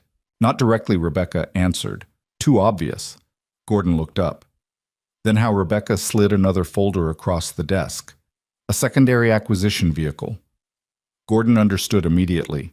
Legal, structured, quiet. That was the pattern now. Everything important happened beneath visible conversation. What's the risk? Gordon asked. Rebecca answered honestly. Minimal financially, significant emotionally if you misuse it. Gordon leaned back slightly. I'm not trying to throw her out of the house. Rebecca studied him carefully. That's why this works. 3 weeks later, the note transferred quietly through layered transactions Walter Green helped structure. No drama, no threats, no confrontation, just paperwork. And suddenly Gordon Bryant controlled the mortgage note attached to the house Vanessa constantly described as proof of her success. The irony settled heavily inside him, because Gordon remembered every inch of that house before it became polished enough for Instagram photographs. He remembered replacing rotten subflooring after flooding during year 1, remembered sleeping 4 hours a night while installing kitchen cabinets himself to save money, remembered carrying drywall sheets through freezing rain because delivery costs were too high. Vanessa remembered none of it. Or maybe she chose not to. One Saturday afternoon, Vanessa hosted a fall lifestyle brunch for local influencers and potential clients. The backyard filled with white rental tents, floral centerpieces, and photographers capturing staged candids near the pool. Everything looked effortless. Nothing was. Gordon spent most of the morning repairing loose electrical wiring in the garage after one of the outdoor heaters shorted overnight. At noon, Vanessa entered wearing cream cashmere and carrying her phone like an extension of her hand. You're seriously doing maintenance during this? She asked. The heater almost caught fire. We could have hired someone. Gordon secured another wire connector carefully. We did. Vanessa sighed impatiently. Do you know how this looks? Gordon glanced around the garage, like I'm fixing something broken. That's not funny. I wasn't joking. Vanessa stared at him for a second before shaking her head. You always find a way to embarrass me. The statement almost fascinated Gordon now, because Vanessa genuinely believed practical work created shame. Meanwhile, she rented half the furniture visible in the backyard. Outside, photographers positioned guests beside catered food displays, while soft acoustic music drifted through the open patio doors. Vanessa suddenly lowered her voice. And please don't mention your investment hobby to anyone today. Gordon looked at her quietly. My hobby. You know what I mean. No? Gordon said calmly. I don't. Vanessa crossed her arms. People here operate at a different level financially. That nearly made Gordon smile. Instead, he returned to tightening electrical connections while Vanessa walked back outside in irritation. A few minutes later, Gordon stepped into the backyard carrying a toolbox toward the heater units near the pool. Several guests barely acknowledged him. One man wearing loafers without socks moved aside automatically like Gordon belonged to event staff. Again, nobody looked closely. That invisibility protected him everywhere.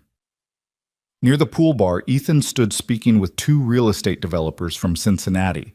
Gordon slowed slightly when he heard Ethan talking. Vanessa carried that marriage for years, Ethan said confidently. One developer laughed. Still married technically? Ethan smirked. For now. The group chuckled lightly. Gordon kept walking without reacting, not because the words didn't matter, because they confirmed timing. That was all. As afternoon sunlight faded, Vanessa gathered guests near the patio fireplace for photos. Wine glasses reflected orange firelight, while photographers instructed everyone where to stand. Gordon Vanessa called suddenly. He looked up from adjusting heater controls. Come here for one picture. The request sounded performative rather than sincere. Gordon walked over calmly. The photographer positioned Vanessa beside Ethan accidentally at first before awkwardly correcting placement. Vanessa laughed too loudly. Oh my God, imagine the internet with that picture. People smiled politely. Gordon noticed Ethan didn't move away immediately. Then the photographer asked casually, "How long have you two owned this place?" Vanessa answered instantly. "I made this house what it is. Made, not built. Not we. I." Gordon looked slowly around the backyard. The stone patio he installed, the fence he rebuilt, the lighting he wired, the drainage system he repaired twice. Everything here existed because Gordon Bryant maintained structure while Vanessa curated image. But she no longer recognized the difference. Later that evening, after guests left and silence settled over the property again, Gordon sat alone in the kitchen reviewing mortgage transfer documents Rebecca finalized earlier that day. The house was legally still theirs, but structurally, control had shifted. Vanessa entered around 10:30, carrying leftover floral arrangements from the event. "You could have tried harder today," she said while setting flowers on the counter. Gordon didn't look up. At what? Being social. You had plenty of people there. That's not the point. Gordon continued reading. Vanessa opened the refrigerator impatiently. "Sometimes I honestly think you enjoy acting small." That sentence lingered quietly between them. Gordon finally raised his eyes. "And sometimes I think you mistake noise for importance." Vanessa stared at him.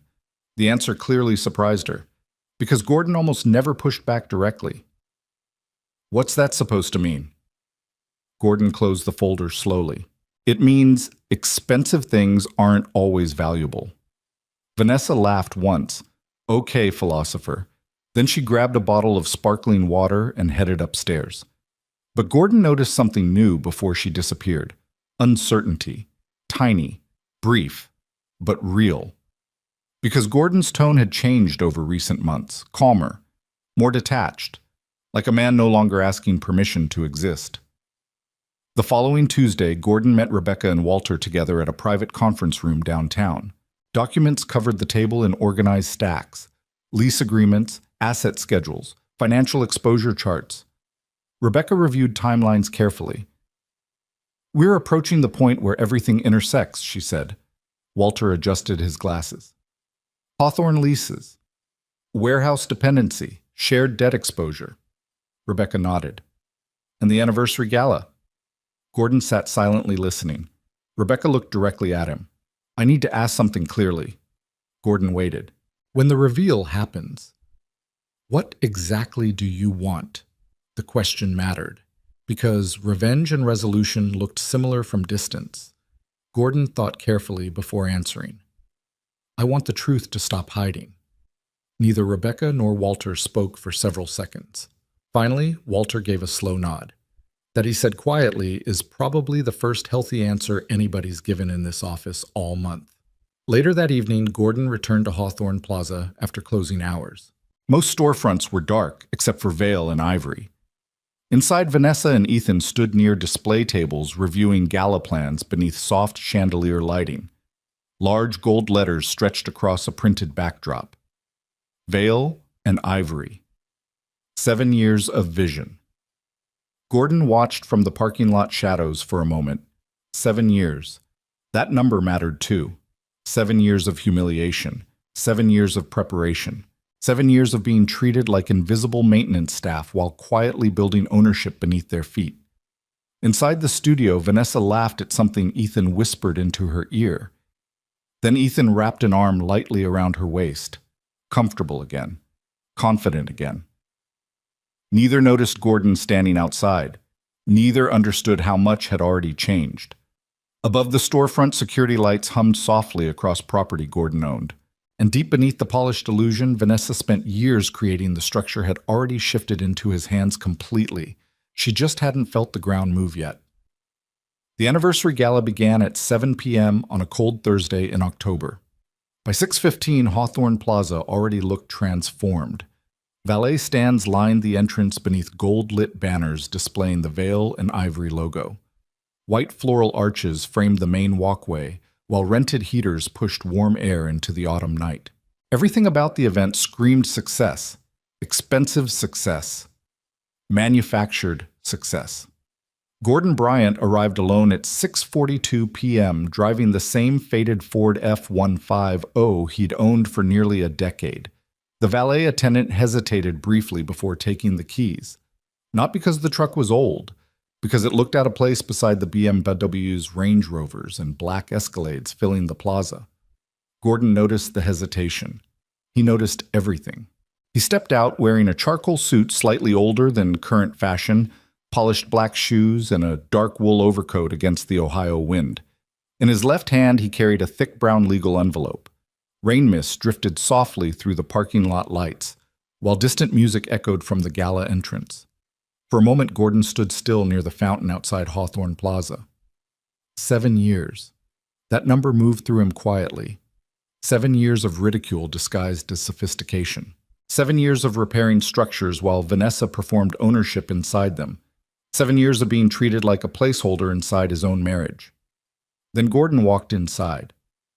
The ballroom occupied 3 connected retail units temporarily opened into one massive event space. Chandeliers hung above polished black floors, while servers carried champagne beneath soft jazz music. Influencers posed for photographs near the custom floral wall. Developers discussed investment corridors near the bar. A local magazine crew filmed interviews beneath LED screens, displaying rotating images of Vanessa's projects. At the center of everything stood Vanessa Bryant, cream-colored gown, diamond earrings, perfect posture, perfect smile. She looked like someone who believed tonight marked the beginning of her real life. Ethan Calloway stood beside her in a midnight blue tuxedo greeting investors like a man already assuming partnership ownership. Together they looked polished enough for magazine covers, and hollow enough to collapse under weight. Gordon moved quietly through the room unnoticed at first. A few guests recognized him vaguely from previous events. Most assumed he worked for building operations. One woman holding champagne glanced toward him and whispered to her friend, "Maintenance still working tonight." Her friend laughed softly. Gordon continued walking. Near the back bar, Martin Keller spotted him immediately. Martin approached carefully. "You came." Gordon nodded once. Martin lowered his voice. "You sure about this no?" The honesty surprised Martin. Then Gordon added quietly, "I'm sure about facts." Across the room, Vanessa finally noticed him. Her smile tightened for barely half a second. Then she recovered and approached gracefully with Ethan beside her. "Gordon," she said lightly, "you made it." Gordon looked at her calmly. "You invited me." Vanessa glanced toward the envelope in his hand. "What's that paperwork?" Ethan smirked slightly. "That sounds ominous." "It's organized," Gordon answered. Ethan chuckled like the comment amused him. Vanessa touched Gordon's sleeve gently for appearance. "You could have worn something newer." Gordon looked around the ballroom. People seemed dressed enough already. Vanessa exhaled through her nose quietly, still embarrassed by him. Still. Even now. A photographer approached suddenly. "Vanessa, can we get one with your husband?" Vanessa hesitated. Not long, but long enough. Then she smiled for the camera while standing beside Gordon. The photographer adjusted lighting, closer together. Vanessa leaned toward Gordon mechanically, while Ethan stood only a few feet away watching. The flash exploded white across the room. For one strange second, Gordon realized this would probably become the last photograph ever taken of them as husband and wife. The event intensified as the night continued. Champagne flowed constantly, music grew louder, conversations loosened. And beneath all of it, Gordon observed patterns. Investors asking careful questions about expansion. Vendors quietly requesting delayed payment clarifications. Ethan constantly checking his phone, Vanessa drinking slightly faster than usual. Pressure existed beneath the glamour now. Gordon could feel it. Around 8:40 p.m., Rebecca Holloway entered quietly through the side corridor wearing a black tailored coat and carrying a slim leather briefcase. Nobody paid attention to her. That was intentional. She caught Gordon's eye briefly across the ballroom. One small nod. Ready. Gordon checked his watch once. 9 p.m. The scheduled announcement time. Vanessa eventually stepped onto the small presentation stage near the LED backdrop, while applause rolled through the ballroom. The lights dimmed slightly. Ethan stood beside the stage, smiling confidently with one hand in his pocket. Vanessa lifted a champagne glass. 7 years ago, she began smoothly. Veil and ivory existed inside a tiny office above a nail salon. Polite laughter. Vanessa smiled beautifully beneath stage lighting. And tonight, we're preparing for national expansion. More applause. Gordon stood near the back wall quietly listening. Vanessa continued telling the story of her success, her sacrifices, her vision, her discipline. Not once did she mention Gordon helping build the original office. Not once did she mention the years he carried repairs bills, renovations, or emotional weight silently behind her ambitions. Then Ethan joined her on stage. The room reacted immediately. People understood symbolism, partnership, power, transition. Vanessa looked toward Ethan warmly before speaking again. Some people enter your life and help you become who you were actually meant to be. A few guests exchanged looks. Gordon noticed. Vanessa slowly scanned the room until her eyes found him near the back. Then she smiled. Not warmly, sharply. And sometimes she continued, "You outgrow the people who kept you standing still." The room became quieter. Even the servers stopped moving briefly. Vanessa laughed lightly into the microphone. "Honestly, the only mistake I made that lasted 7 years," she looked directly at Gordon, "was believing loyalty mattered more than ambition." Silence. Heavy now. Uncomfortable. Ethan remained still beside her but didn't interrupt, because he believed the room already belonged to them. Several guests turned toward Gordon waiting for reaction. Anger, humiliation, outburst. That's what people expected from quiet men pushed too far. Instead, Gordon simply adjusted the envelope in his hand. Then he began walking forward, slowly, calmly. Each step echoed softly against polished floors, while the ballroom remained completely silent. Vanessa's expression shifted slightly for the first time that night. Confusion. Not fear yet, just uncertainty. Gordon reached the front of the stage and looked up at her. Years earlier, he would have begged for dignity in moments like this. Now he only wanted truth.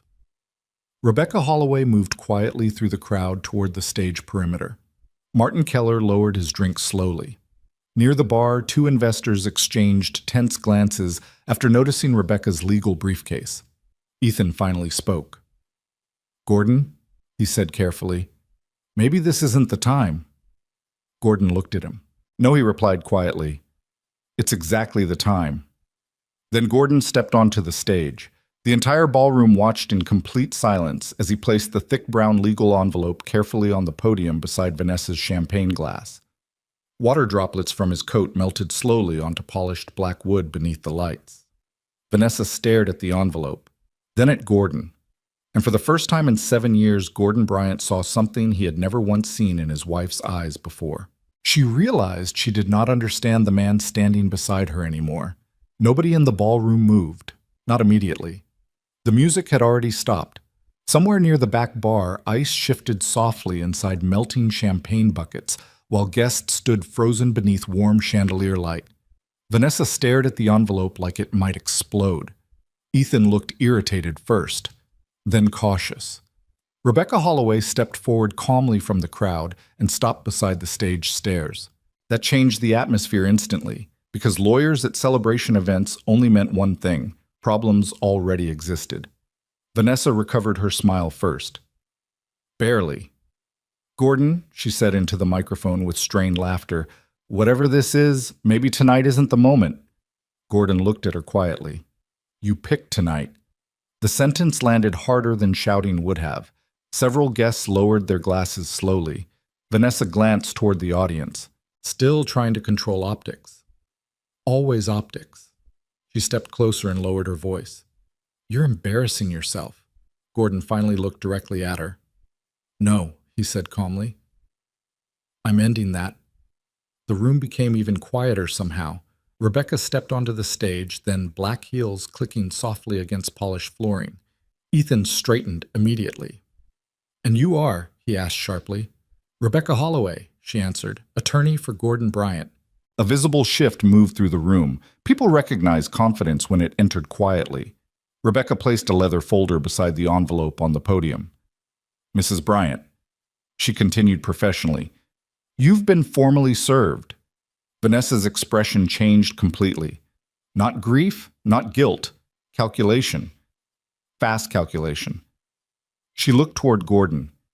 "You filed for divorce." "Yes." In secret, Gordon held her gaze. You preferred secrets. A few guests exchanged uncomfortable looks. Ethan stepped forward quickly. Okay, I think we should handle this privately. Rebecca turned toward him calmly. You should probably remain quiet, Mr. Calloway. Ethan frowned. And why exactly is that? Rebecca opened the folder carefully. Because your name appears repeatedly throughout the documentation. Silence again. Heavy now. Real. Vanessa's posture tightened visibly beneath stage lighting. What documentation she demanded. Rebecca removed several papers. Financial records, hotel records, shared business liabilities, commercial lease conflicts. The words hit the room one by one like controlled hammer strikes. No drama, just structure. Gordon watched investors near the back exchange increasingly nervous glances. One woman discreetly lowered her phone camera. Another guest slowly stepped away from Ethan, because reputation moved fast in rooms built on perception. Vanessa laughed suddenly, sharp, artificial. This is insane. Rebecca ignored the interruption. Additionally, she continued, Bryant Holdings, LLC, currently maintains controlling ownership interest in Hawthorne Plaza. Nothing happened for 2 full seconds. Then the room shifted, audibly. Confused murmurs spread immediately across the ballroom. Ethan blinked once. But Rebecca remained composed. Hawthorne Plaza ownership transferred approximately 14 months ago. Vanessa looked directly at Gordon. No. Gordon said nothing. No, Vanessa repeated louder. That's not possible. Rebecca slid acquisition paperwork across the podium. Recorded and filed. Vanessa grabbed the documents quickly. Her eyes moved faster with every page. Gordon watched the exact moment disbelief became fear. Not emotional fear, structural fear. Because Vanessa suddenly understood something horrifying. She had spent years mocking a man while standing inside property he owned. Ethan stepped toward the paperwork. This has to be some kind of manipulation. Rebecca looked at him evenly. No. It's commercial real estate. Several investors quietly pulled out phones. Martin Keller remained near the back, watching silently, unsurprised. Vanessa's voice sharpened. You bought the plaza. Gordon nodded once. When a while ago. The simplicity of the answer made it worse. Vanessa stared at him. How Gordon answered honestly, slowly. That word cut deeper than any insult could have. Because Vanessa suddenly realized Gordon hadn't changed overnight. He had been building quietly the entire time she treated him like dead weight. Ethan recovered faster than Vanessa did. Men like him survived through adaptation. He adjusted his cufflinks slightly. Okay, he said carefully, owning a plaza doesn't change anything. Rebecca finally looked directly at him. It changes your warehouse. Ethan froze. Just briefly, but Gordon noticed. Always.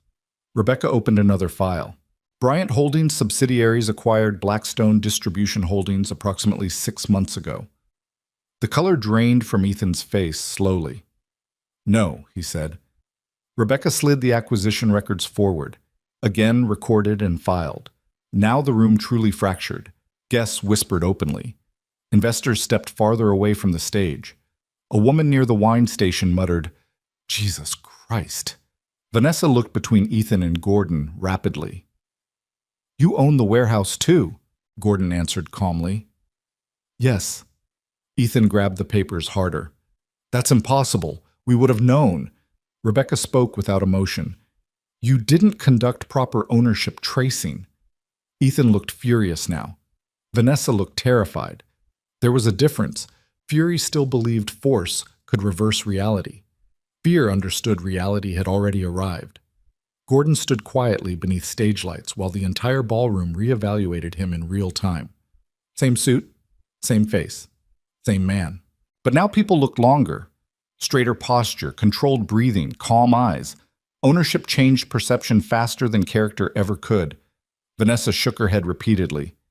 You did this to humiliate me. Gordon finally answered with visible emotion for the first time that night.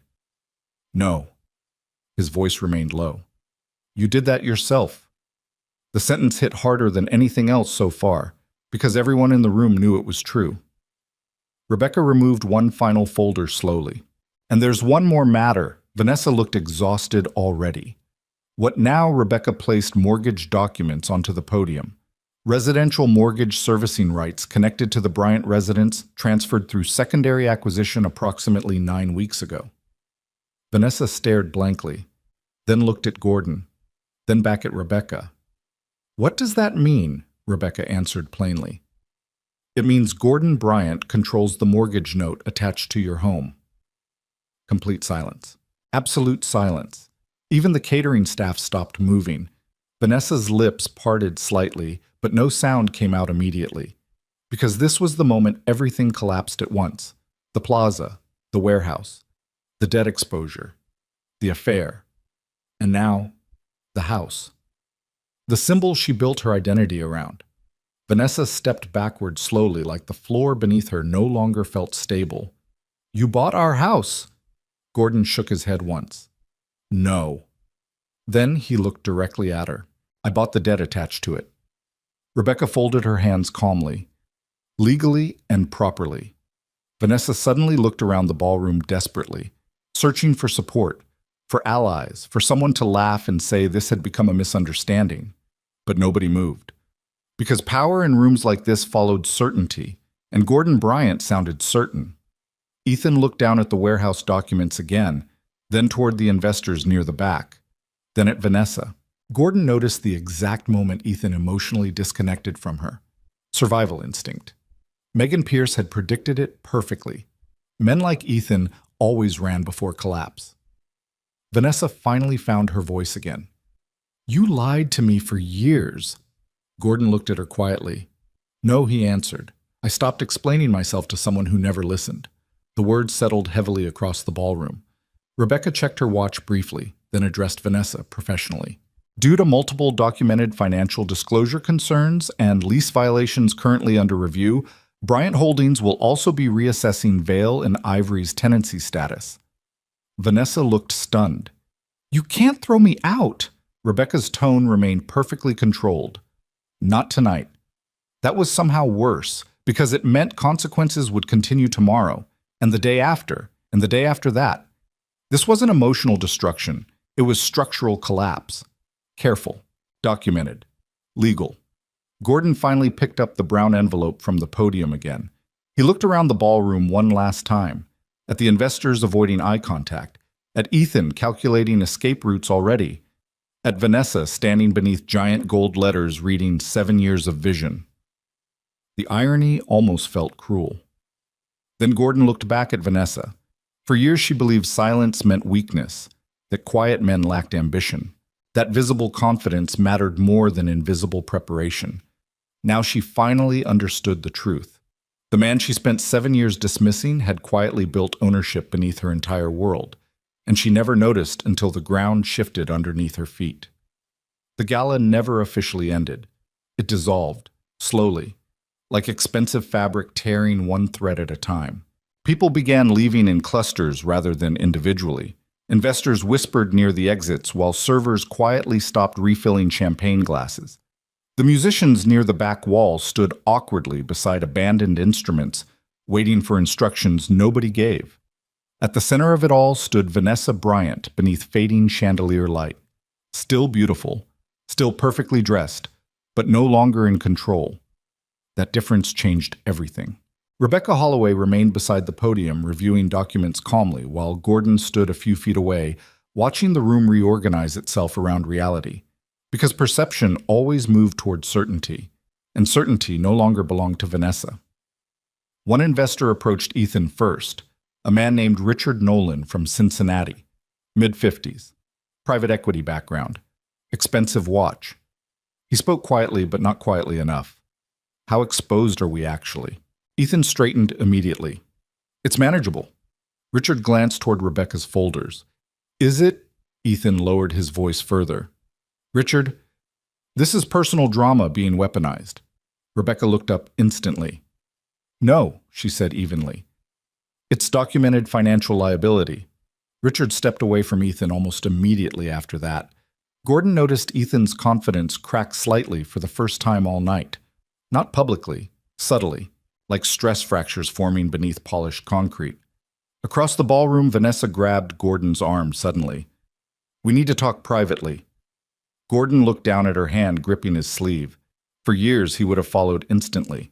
Tonight, he gently removed her hand instead. "You've had 7 years to talk privately." Vanessa's expression hardened. "You planned this," Gordon answered calmly. "I prepared. That's the same thing." "No," Gordon said quietly. "Planning hurts people. Preparation protects you from them." Vanessa stared at him without answering. Around them, more guests filtered toward exits. Several avoided eye contact completely. Others openly watched now. Not with sympathy. With fascination. Because public collapse attracted attention the same way success once had. Vanessa lowered her voice sharply. "You're enjoying this." That almost made Gordon sad. Because even now, she still misunderstood him completely. "I didn't come here to embarrass you." "Then why now?" Gordon looked around the ballroom slowly. "The truth eventually needs a room." That sentence silenced her briefly. Meanwhile, Ethan stepped toward Rebecca with visible irritation. "You can't threaten lease termination in the middle of an event." Rebecca didn't even blink. "I'm not threatening anything." She handed him another document. Formal review notice. Ethan scanned the paper rapidly. His jaw tightened. Financial misconduct review. Rebecca nodded once. "Your company's used warehouse collateral representations inconsistent with filed disclosures." Ethan looked genuinely alarmed now. Not offended. Alarmed. Because unlike Vanessa, Ethan understood paperwork could destroy people faster than scandal ever could. He turned toward Gordon sharply. "You were spying on us." Gordon met his eyes calmly. "No," he said. "I was paying attention." Ethan took one step closer. "You think owning buildings makes you powerful?" Gordon answered without emotion. "No." Then he glanced around the ballroom. "But it helps when everyone else is renting their image."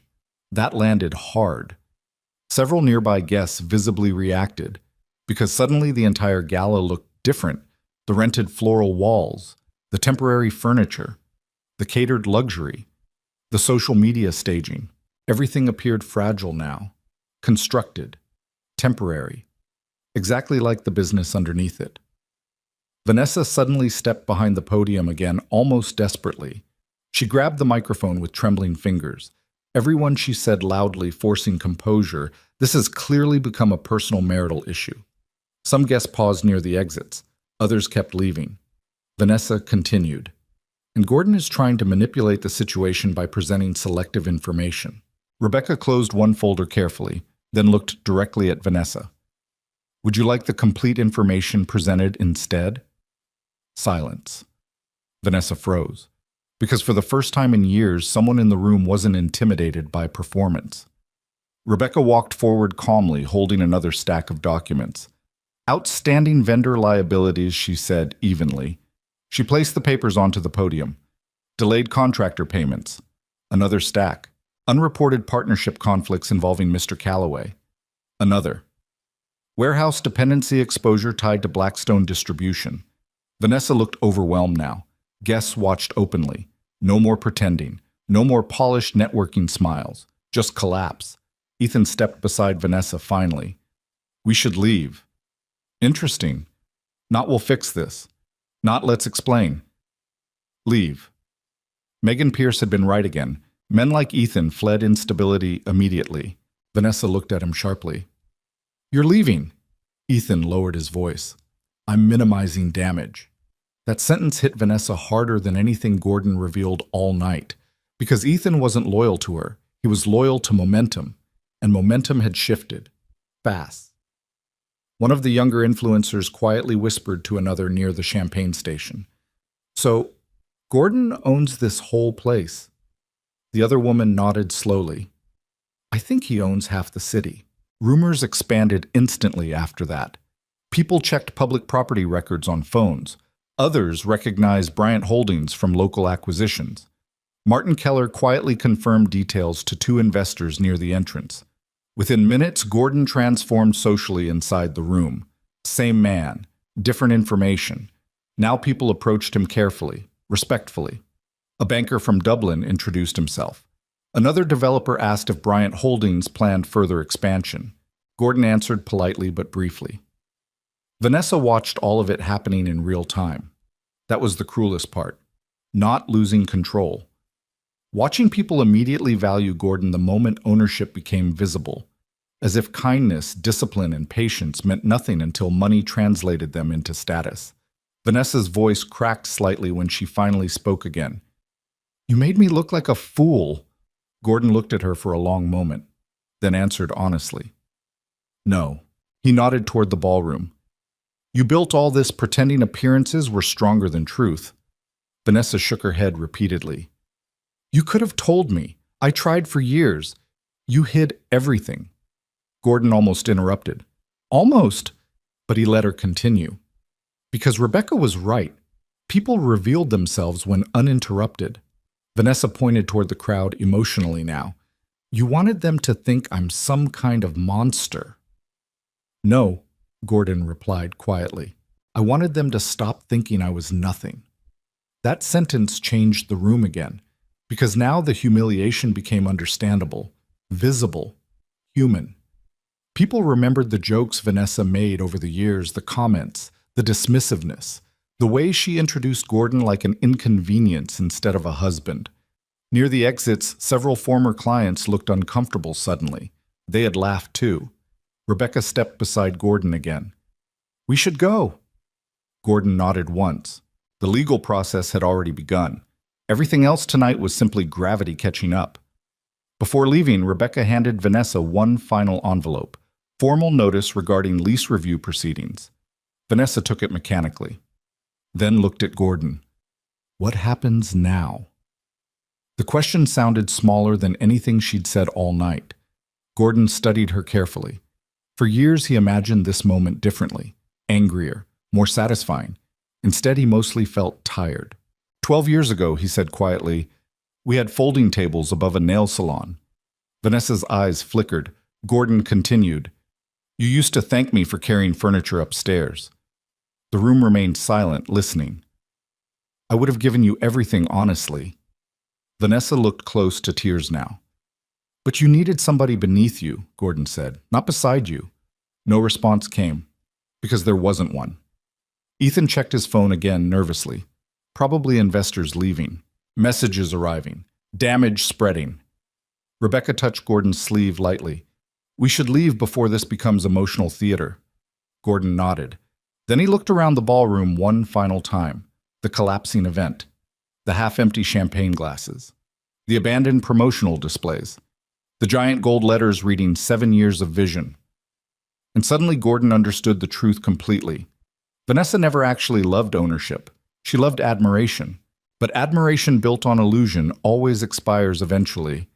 As Gordon turned toward the exit, Vanessa spoke one last time, softly now, almost unrecognizable. Gordon. He stopped but didn't turn around immediately. When did you stop loving me? The question lingered through the nearly empty ballroom. Gordon thought about it carefully, then answered without cruelty. I think he said quietly, I stopped the day you became embarrassed by the man who built your first office with his own hands. He walked away after that, Rebecca beside him. Cold Ohio rain waiting outside. And behind them, the empire Vanessa Bryant built from appearances finally began collapsing under the weight of documented truth. Franklin County Domestic Relations Court smelled faintly of old paper floor polish and burnt coffee. The hearing took place on a gray November morning beneath low Ohio skies. Rain tapped softly against courthouse windows while attorneys moved through hallways carrying overstuffed folders and tired expressions. Divorce court did not care about appearances. That was the first thing Gordon Bryant noticed when he walked inside beside Rebecca Holloway. Nobody here cared about designer dresses. Nobody cared about Instagram followers. Nobody cared who looked successful at dinner parties. Courts cared about timelines, signatures, bank records, proof. That difference favored Gordon completely. Vanessa arrived 20 minutes later wearing a cream-colored coat and oversized sunglasses despite the rain outside. Ethan did not come with her. That mattered too. Gordon noticed the absence immediately.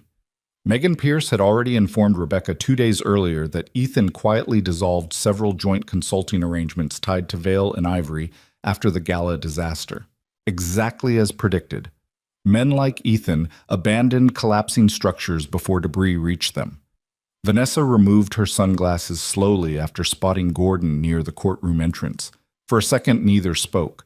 Then Vanessa looked away first. That also mattered. Because throughout their marriage, Gordon had always been the one lowering his eyes first. Not anymore.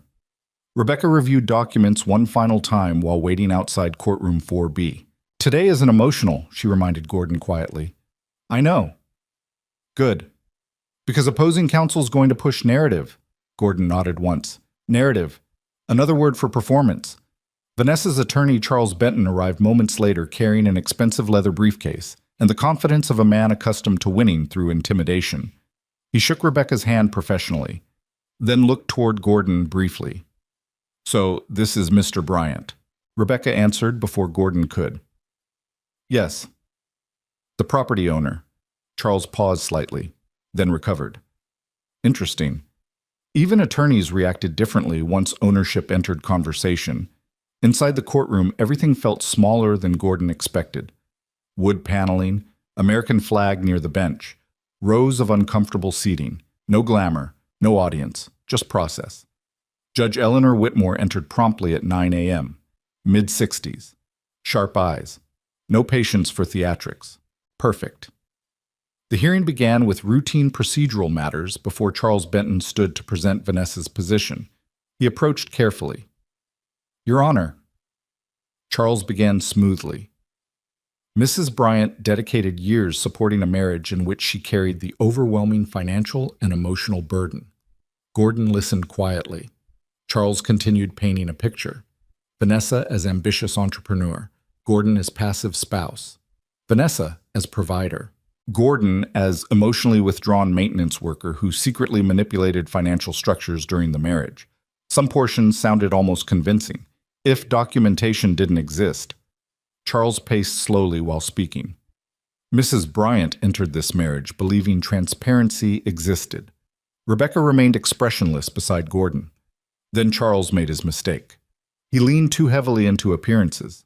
Mr. Bryant intentionally concealed financial acquisitions while allowing Mrs. Bryant to publicly believe he possessed minimal independent success.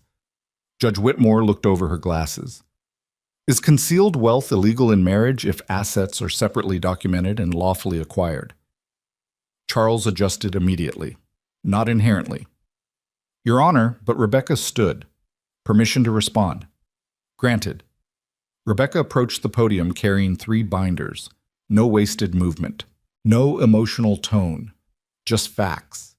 Every acquisition made by Gordon Bryant through Bryant Holdings, LLC, was lawfully recorded, tax documented and temporally separated through verifiable financial structures.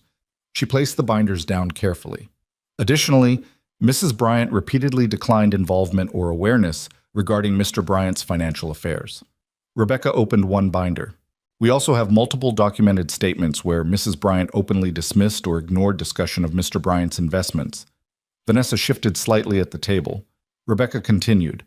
Most importantly, Your Honor, this case is not about hidden wealth. She paused. It is about demonstrated entitlement. The courtroom became quieter. Rebecca handed documents to the clerk. Commercial acquisition records, property timelines, tax filings, warehouse ownership structures, mortgage transfer documentation. Everything aligned perfectly, because Gordon prepared carefully long before filing. Judge Whitmore reviewed several pages silently, then looked toward Vanessa. Mrs. Bryant, were you aware your husband held investment properties? Vanessa hesitated. Not to this extent. That wasn't my question. Vanessa's jaw tightened. I knew he bought a duplex years ago. Rebecca immediately stepped forward. And how did you describe that investment repeatedly in documented witness statements? Vanessa remained silent. Rebecca opened another file. Specifically, Mrs. Bryant referred to Bryant Holdings as... Rebecca glanced down briefly. Gordon's little landlord hobby. Several people inside the courtroom looked up. Not dramatic, just revealing. Judge Whitmore wrote something down quietly. Charles Benton attempted recovery quickly. Your Honor, regardless of language used during marriage, Mrs. Bryant reasonably believed the marital lifestyle was built jointly. Rebecca nodded once. Correct. Then she placed mortgage records forward, and Mr. Bryant can document personally financing or physically completing substantial portions of the marital residence renovations. Photographs appeared next. Gordon laying flooring, installing cabinetry, repairing structural water damage, building the patio, replacing roofing sections, time stamped over years. Vanessa stared at the photos silently, because memory became dangerous when documented. Rebecca continued calmly. Meanwhile, Mrs. Bryant publicly and repeatedly represented herself as sole architect of the marital lifestyle while engaging in extramarital relationships tied directly to financially unstable business expansion. Charles objected immediately. Character attack. Rebecca didn't flinch. Financial motive relevance. Judge Whitmore allowed it. Then came the hotel records, the consulting overlap, the warehouse dependencies, the shared liability exposure between Ethan and Vanessa. Again, not emotional accusations. Paper, dates, proof. That was Gordon's advantage. He never tried to win arguments. He collected evidence. Around noon, Judge Whitmore requested direct testimony from Gordon. He stood calmly and took the oath. Charles Benton approached first. Mr. Bryant? He began smoothly. Why conceal your financial growth from your wife? Gordon answered honestly. I stopped discussing things she already decided were worthless. Charles paced slowly. You're saying your wife underestimated you? Yes. And that justified secretly acquiring properties around her business. Gordon looked directly at him. I bought profitable properties. Charles pressed harder. Did you enjoy revealing those acquisitions publicly at the gala? The courtroom waited. Gordon thought carefully before answering. No. Charles raised an eyebrow. No. Gordon shook his head once. I would have preferred she respected me before it became public. Silence followed that answer, because it sounded real. Not strategic. Real. Charles tried again. Did you intend to financially trap Mrs. Bryant? No. Then why acquire the warehouse and mortgage note? Gordon answered immediately. Because unstable debt eventually affects everything connected to it. Judge Whitmore looked interested now. Gordon continued calmly. I spent years fixing structural failures for a living. You learn small, ignored problems eventually become expensive emergencies. Nobody interrupted him. For a long time, Gordon said quietly, I thought the marriage worked the same way. Even Charles Benton stopped pacing after that. Vanessa looked down at the table. Not crying, not angry, just confronted. Because Gordon wasn't performing. That made him difficult to attack. Rebecca handled redirect examination briefly afterward. Then she introduced final evidence, witness statements, vendor complaints, lease concerns, delayed payments. Everything tied together cleanly, no chaos, no revenge spectacle, just consequence. Late that afternoon, Judge Whitmore reviewed her notes for several long moments before speaking. The court recognizes Bryant Holdings' assets as legally distinct premarital and individually structured property interests. Vanessa closed her eyes briefly. Judge Whitmore continued, the court also notes a significant pattern of financial recklessness tied to Vail and Ivory expansion activities. Charles Benton requested reconsideration language immediately. Denied. Then came the final blow. Judge Whitmore looked directly at Vanessa. Mrs. Bryant, did you ever meaningfully review the financial structures surrounding your husband's investments before dismissing them? The question hung quietly inside the courtroom. Vanessa opened her mouth slightly, then closed it again, because there was no answer that could save pride anymore. Only truth remained now, and truth had already been documented months before anyone stepped into court. The collapse happened quietly after court. Not dramatically, not all at once. That was the thing about unstable structures. From the outside, they often looked normal, right before failure. 2 weeks after the hearing, the gold Vail and Ivory sign disappeared from Hawthorne Plaza before sunrise. No announcement accompanied it, no farewell post, just 2 maintenance workers removing mounting brackets while cold November wind pushed dead leaves across the parking lot. Gordon watched from his office window without emotion. The lease termination agreement had finalized 3 days earlier after multiple financial disclosure violations surfaced during restructuring review. Rebecca handled everything professionally. No revenge clauses. No public humiliation. Just legal consequence. The empty storefront looked strange afterward. Too quiet. For years, the space had glowed with curated luxury every evening. Now only blank walls remained beneath fluorescent cleaning lights. Around 9:30 a.m., Gordon walked across the plaza carrying a clipboard and maintenance reports. A former Vale and Ivory receptionist named Kayla sat outside the vacant unit smoking nervously beside cardboard boxes. She stood quickly after seeing him. "Mr. Bryant." Gordon stopped. Kayla looked embarrassed. "I just wanted to say, I didn't know." Gordon nodded once. "You don't need to apologize." Kayla hesitated. "Vanessa always said you didn't care about the business." Gordon looked through the empty storefront windows. "I cared about stability." Kayla lowered her cigarette slowly. "That's probably harder to fake." The sentence stayed with Gordon after he walked away. Because it summarized almost everything. Vanessa knew how to create admiration. But Gordon understood how to build sustainability. And sustainability always outlived performance eventually. Over the next month, more pieces fell apart around Vanessa. The Nashville expansion disappeared first. Then the Cincinnati investors withdrew. Then vendors demanded immediate payment instead of extended terms. Ethan Callaway officially dissolved remaining partnerships through attorneys. No goodbye. No loyalty. Just distance. Exactly as Gordon expected. One snowy evening, Megan Pierce called while Gordon reviewed quarterly reports inside Bryant Holdings' small downtown office. "You hear about Ethan Nomers. He relocated to Charlotte." Gordon kept reading. "Fast." "Yeah," Megan replied dryly. "Rats generally don't hold press conferences." That almost made Gordon smile.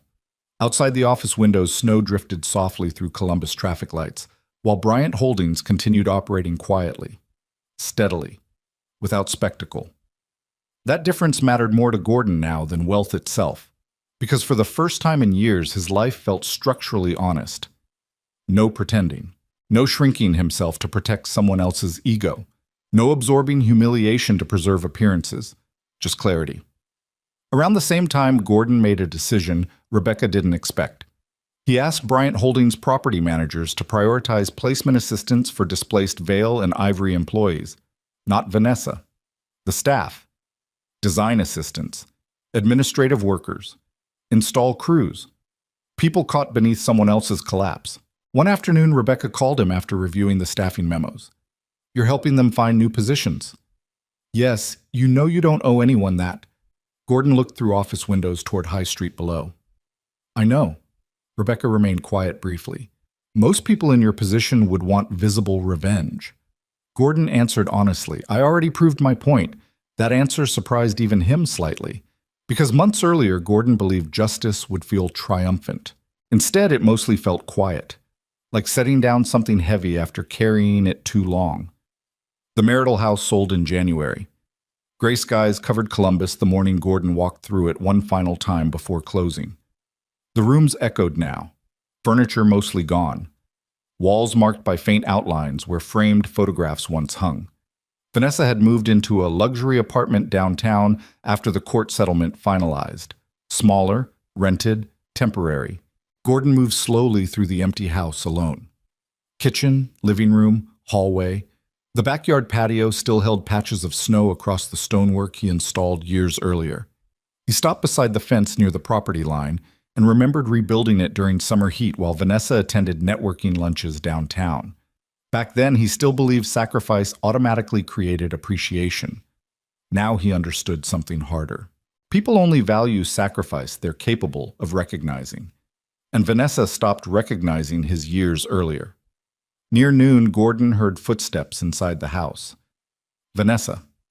She entered quietly through the front door, carrying final paperwork from the realtor. For a moment, neither spoke.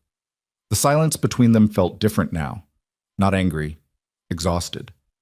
Vanessa looked thinner than before, not physically fragile, just drained, like someone who spent years performing strength until the performance consumed all the actual strength underneath it. "You came early," she said softly. Gordon nodded once. Wanted to check the plumbing before closing. That almost made Vanessa laugh. Almost. Of course you did. They stood in the empty kitchen together beneath pale winter light. Vanessa looked around slowly. I used to think this house proved I made it. Gordon said nothing. Vanessa continued quietly. But I think I just wanted people to envy me. There it was, the first honest thing she'd said in years. Gordon leaned against the counter calmly. Why Vanessa looked toward the backyard? Because if people envied me, I didn't have to feel afraid. Gordon studied her carefully. Afraid. Interesting word. Vanessa rubbed her hands together slowly against the cold. My father used to call anybody poor a failure. The sentence explained more than Gordon expected. He'd walk through stores, pointing at workers like they were warnings. She laughed softly without humor. I think somewhere along the line, I started doing the same thing. Gordon remained quiet, not because he lacked thoughts, because this wasn't the moment to punish honesty. Vanessa finally looked at him directly. You really loved me once, didn't you? Gordon answered immediately. Yes. No hesitation, no bitterness, just truth. Vanessa swallowed hard. I think that's what hurts most. Outside, snow continued falling softly across the patio stones. For several long seconds, neither moved. Then Vanessa looked down at the paperwork in her hands. I should hate you, she admitted quietly, but I don't think you actually tried to destroy me. Gordon thought carefully before answering. I tried to stop disappearing. That settled between them heavily. Because finally Vanessa understood the difference. He hadn't spent years building revenge. He built protection, ownership, distance from humiliation, a life nobody could quietly take from him again. Vanessa nodded slowly like the realization exhausted her. Then she handed Gordon the final property transfer signatures. You always fix things, she said softly. Gordon looked at the documents. Not everything. Vanessa almost responded, then stopped. Because some damage simply arrived too late for repair. After she left, Gordon walked through the empty house one final time before locking the front door. No dramatic goodbye. No emotional collapse. Just completion. That evening, Gordon drove to Clintonville instead of downtown. Back to the duplex. The first building he ever owned. Snow covered the sidewalks while warm yellow light glowed from apartment windows upstairs. A tenant waved while carrying groceries inside. Ordinary life. Stable life. Gordon stood in the parking lot for several minutes listening to distant traffic and furnace vents humming against winter air. This place changed everything, not because it made him rich, because it taught him something fundamental. Ownership begins quietly, usually before anyone else notices. His phone buzzed once. Rebecca Holloway. Everything finalized. Congratulations. Gordon stared at the message, then typed back slowly. Thank you for helping me stay calm. Rebecca responded almost immediately. You already were. Gordon put the phone away afterward and looked up at the duplex windows glowing against the Ohio snow. For years, Vanessa believed Gordon Bryant was standing still. The truth was much simpler. Quiet men sometimes move so steadily that people only realize the distance after they're already gone. 1 year later, Gordon Bryant's mornings became quiet again. Not lonely. Quiet. There was a difference. At 5:45 every morning, he woke inside a modest brick house in Clintonville, 3 blocks from the duplex that started everything. The place was smaller than the old marital home by more than half, but Gordon liked it immediately when he first walked through it. Solid foundation, good plumbing, large workshop garage. Enough. That word mattered more to him now than impressive ever did. Winter sunlight filtered softly through kitchen blinds while coffee brewed beside neatly stacked paperwork from Bryant Holdings. No luxury furniture, no staged decor, no rooms designed for photographs, just clean space, functional space, honest space. Gordon preferred it that way. Bryant Holdings continued growing steadily across Columbus. Not explosively, steadily. Gordon avoided flashy expansion the same way careful builders avoided unstable foundations. He purchased practical commercial units most investors ignored. Family restaurants, small warehouse spaces, neighborhood retail strips, auto repair buildings. Nothing glamorous. Everything profitable. By spring, Bryant Holdings owned 12 income-producing properties across central Ohio. Yet Gordon still drove the same old Ford F-150, still wore work jackets, still inspected buildings personally. His employees noticed that first, especially the newer hires.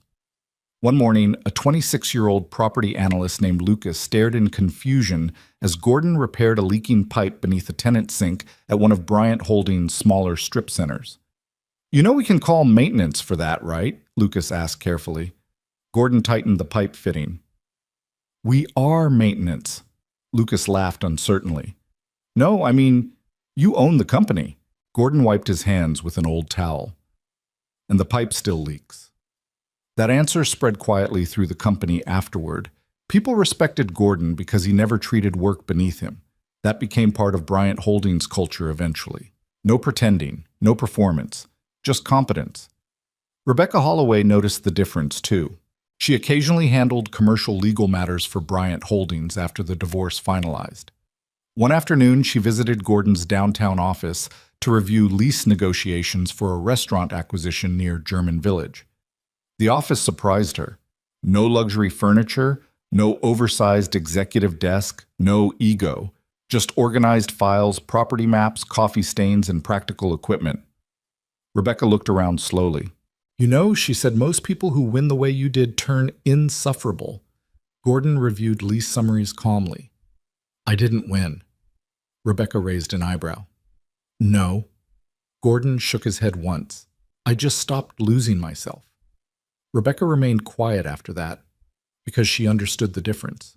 Outside the office windows, Columbus moved through another rainy afternoon while Gordon signed approval paperwork for a reduced rent lease program Bryant Holdings quietly started 6 months earlier. Rebecca noticed the documents. "You're lowering rates for startup tenants. Some of them. That costs you money." Gordon looked down at the applications. One family-owned bakery, a mechanic shop, a bookstore run by 2 former teachers. "Not everything valuable grows fast," he said quietly. That philosophy guided almost every decision now. Meanwhile, Vanessa Bryant slowly disappeared from the circles she once controlled. Not dramatically, gradually. The internet forgot quickly. Investors moved on. Influencers found new people to photograph beside rooftop cocktails. Vale and Ivory no longer existed except for an inactive website and old tagged photos buried beneath newer trends. Gordon heard occasional updates indirectly through Columbus business networks. Vanessa worked freelance consulting now. Smaller projects. Independent contracts. No staff. No showroom. No Ethan. Ethan Calloway, according to Megan Pierce, lasted less than 8 months in Charlotte before another partnership collapsed under debt exposure. Again, predictable. People built entirely from appearance eventually ran out of surfaces to stand on. Late one November afternoon, nearly 2 years after the gala, Gordon stopped at a grocery store near Upper Arlington after inspecting one of Bryant Holdings' newer retail properties. Cold air rolled through automatic doors, while shoppers hurried through aisles carrying Thanksgiving supplies. Gordon grabbed coffee filters, motor oil, and sandwich bread. Ordinary things. As he approached checkout, he noticed Vanessa standing near the frozen food section. For 1 second, neither moved. Time did something strange in moments like that. Compressed. Expanded. Vanessa looked different now. Not ruined, just quieter. Her hair shorter, less makeup. No designer branding visible anywhere. She wore a dark wool coat and carried a grocery basket herself instead of ordering deliveries like before. Most importantly, she no longer moved like someone performing for invisible cameras. Gordon walked toward checkout calmly. Then Vanessa spoke first. "Gordon." He stopped beside the aisle. "Hey." No anger, no bitterness, just recognition. Vanessa glanced toward his shopping basket. "You still buy the same coffee?" Gordon looked down briefly. "Guess so." A small silence settled between them. Not hostile. Sad in a distant way. Vanessa shifted her weight slightly. "I heard Bryant Holdings bought the old theater property downtown." "We did. You always wanted that building?" Gordon nodded once. "Good structure." That almost made Vanessa smile. Almost. Then she looked at him carefully. "You seem peaceful." The observation surprised him slightly because it was accurate. "I am." Vanessa lowered her eyes briefly. I used to think peace came after people admired you. Gordon waited. I was wrong. The fluorescent grocery lights hummed softly overhead while shopping carts rattled somewhere near the entrance. Vanessa finally looked back at him. I'm sorry. No dramatic tears followed, no speech. Just 2 words. Simple. Late. Real. Gordon studied her for several seconds. Years earlier, he needed that apology desperately. Now it felt different, like hearing rain after already surviving the storm. I know, he said quietly. Vanessa swallowed once. You ever hate me? Gordon answered honestly. For a while. And now? He thought carefully. No. That seemed harder for Vanessa to hear than anger would have been, because hatred still connected people emotionally. Peace did not. A cashier called for lane assistance nearby. Normal life continued around them. Finally, Vanessa nodded slowly. You were never small, were you? Gordon almost smiled. I was just quiet. Vanessa looked like she wanted to say more, then stopped herself. Maybe because some conversations arrived too late to change anything, or maybe because she finally understood silence properly now. Not weakness. Control. They walked toward the exit together before separating near the parking lot beneath drifting Ohio snow. Vanessa stopped beside her car door. I hope things stay good for you. Gordon nodded once. You too. Then he climbed into the old Ford F-150 while snowflakes gathered across the windshield. As he drove away through evening traffic, Gordon realized something unexpected. He no longer replayed old humiliations in his mind. No more dinner parties. No more insults. No more moments on ladders listening to Vanessa call him invisible. Those memories had finally lost weight. Because Gordon Bryant built something stronger than revenge. He built a life nobody could define for him anymore. Later that night, Gordon stood alone inside the Bryant Holdings office after employees went home. City lights reflected across dark windows while heating vents hummed softly overhead. He walked slowly through the office, turning off lights one by one. Property maps, lease files, maintenance schedules. Real things. Built slowly, built honestly. At the front entrance, Gordon paused beside the glass doors and looked out over downtown Columbus, glowing beneath winter snow. For years, people believed Gordon Bryant repaired buildings for a living. The truth was simpler than that. He repaired structures, including himself. Gordon locked the office quietly and stepped into the cold Ohio night without looking back. And for the first time in many years, silence finally felt like peace instead of loneliness. Some of the strongest people in life are the ones nobody notices at first. They are the quiet husbands, the overlooked workers, the people who keep fixing things while others chase attention. Gordon Bryant's story reminds us that real value is rarely loud. Patience is not weakness. Silence is not failure. And the people who spend years building slowly often become stronger than the people who spend years trying to look successful. What destroyed Vanessa was not Gordon's revenge. It was her inability to recognize loyalty, discipline, and quiet sacrifice while she still had them. She mistook humility for lack of ambition. She believed appearances mattered more than character. But eventually, every performance reaches a moment where truth walks into the room carrying paperwork instead of emotion. Maybe this story hit close to home for some of you. Maybe you've been underestimated, ignored, laughed at, or treated like you were less important because of your job, your income, or your quiet personality. But never forget this: people who build carefully often outlast people who perform loudly. If this story meant something to you, leave a comment below and share where you're watching from. I'd love to know what part hit you the hardest. And if you enjoy powerful stories about resilience, respect, betrayal, and quiet comebacks, subscribe to the channel. Tomorrow's story might remind you why calm people should never be underestimated.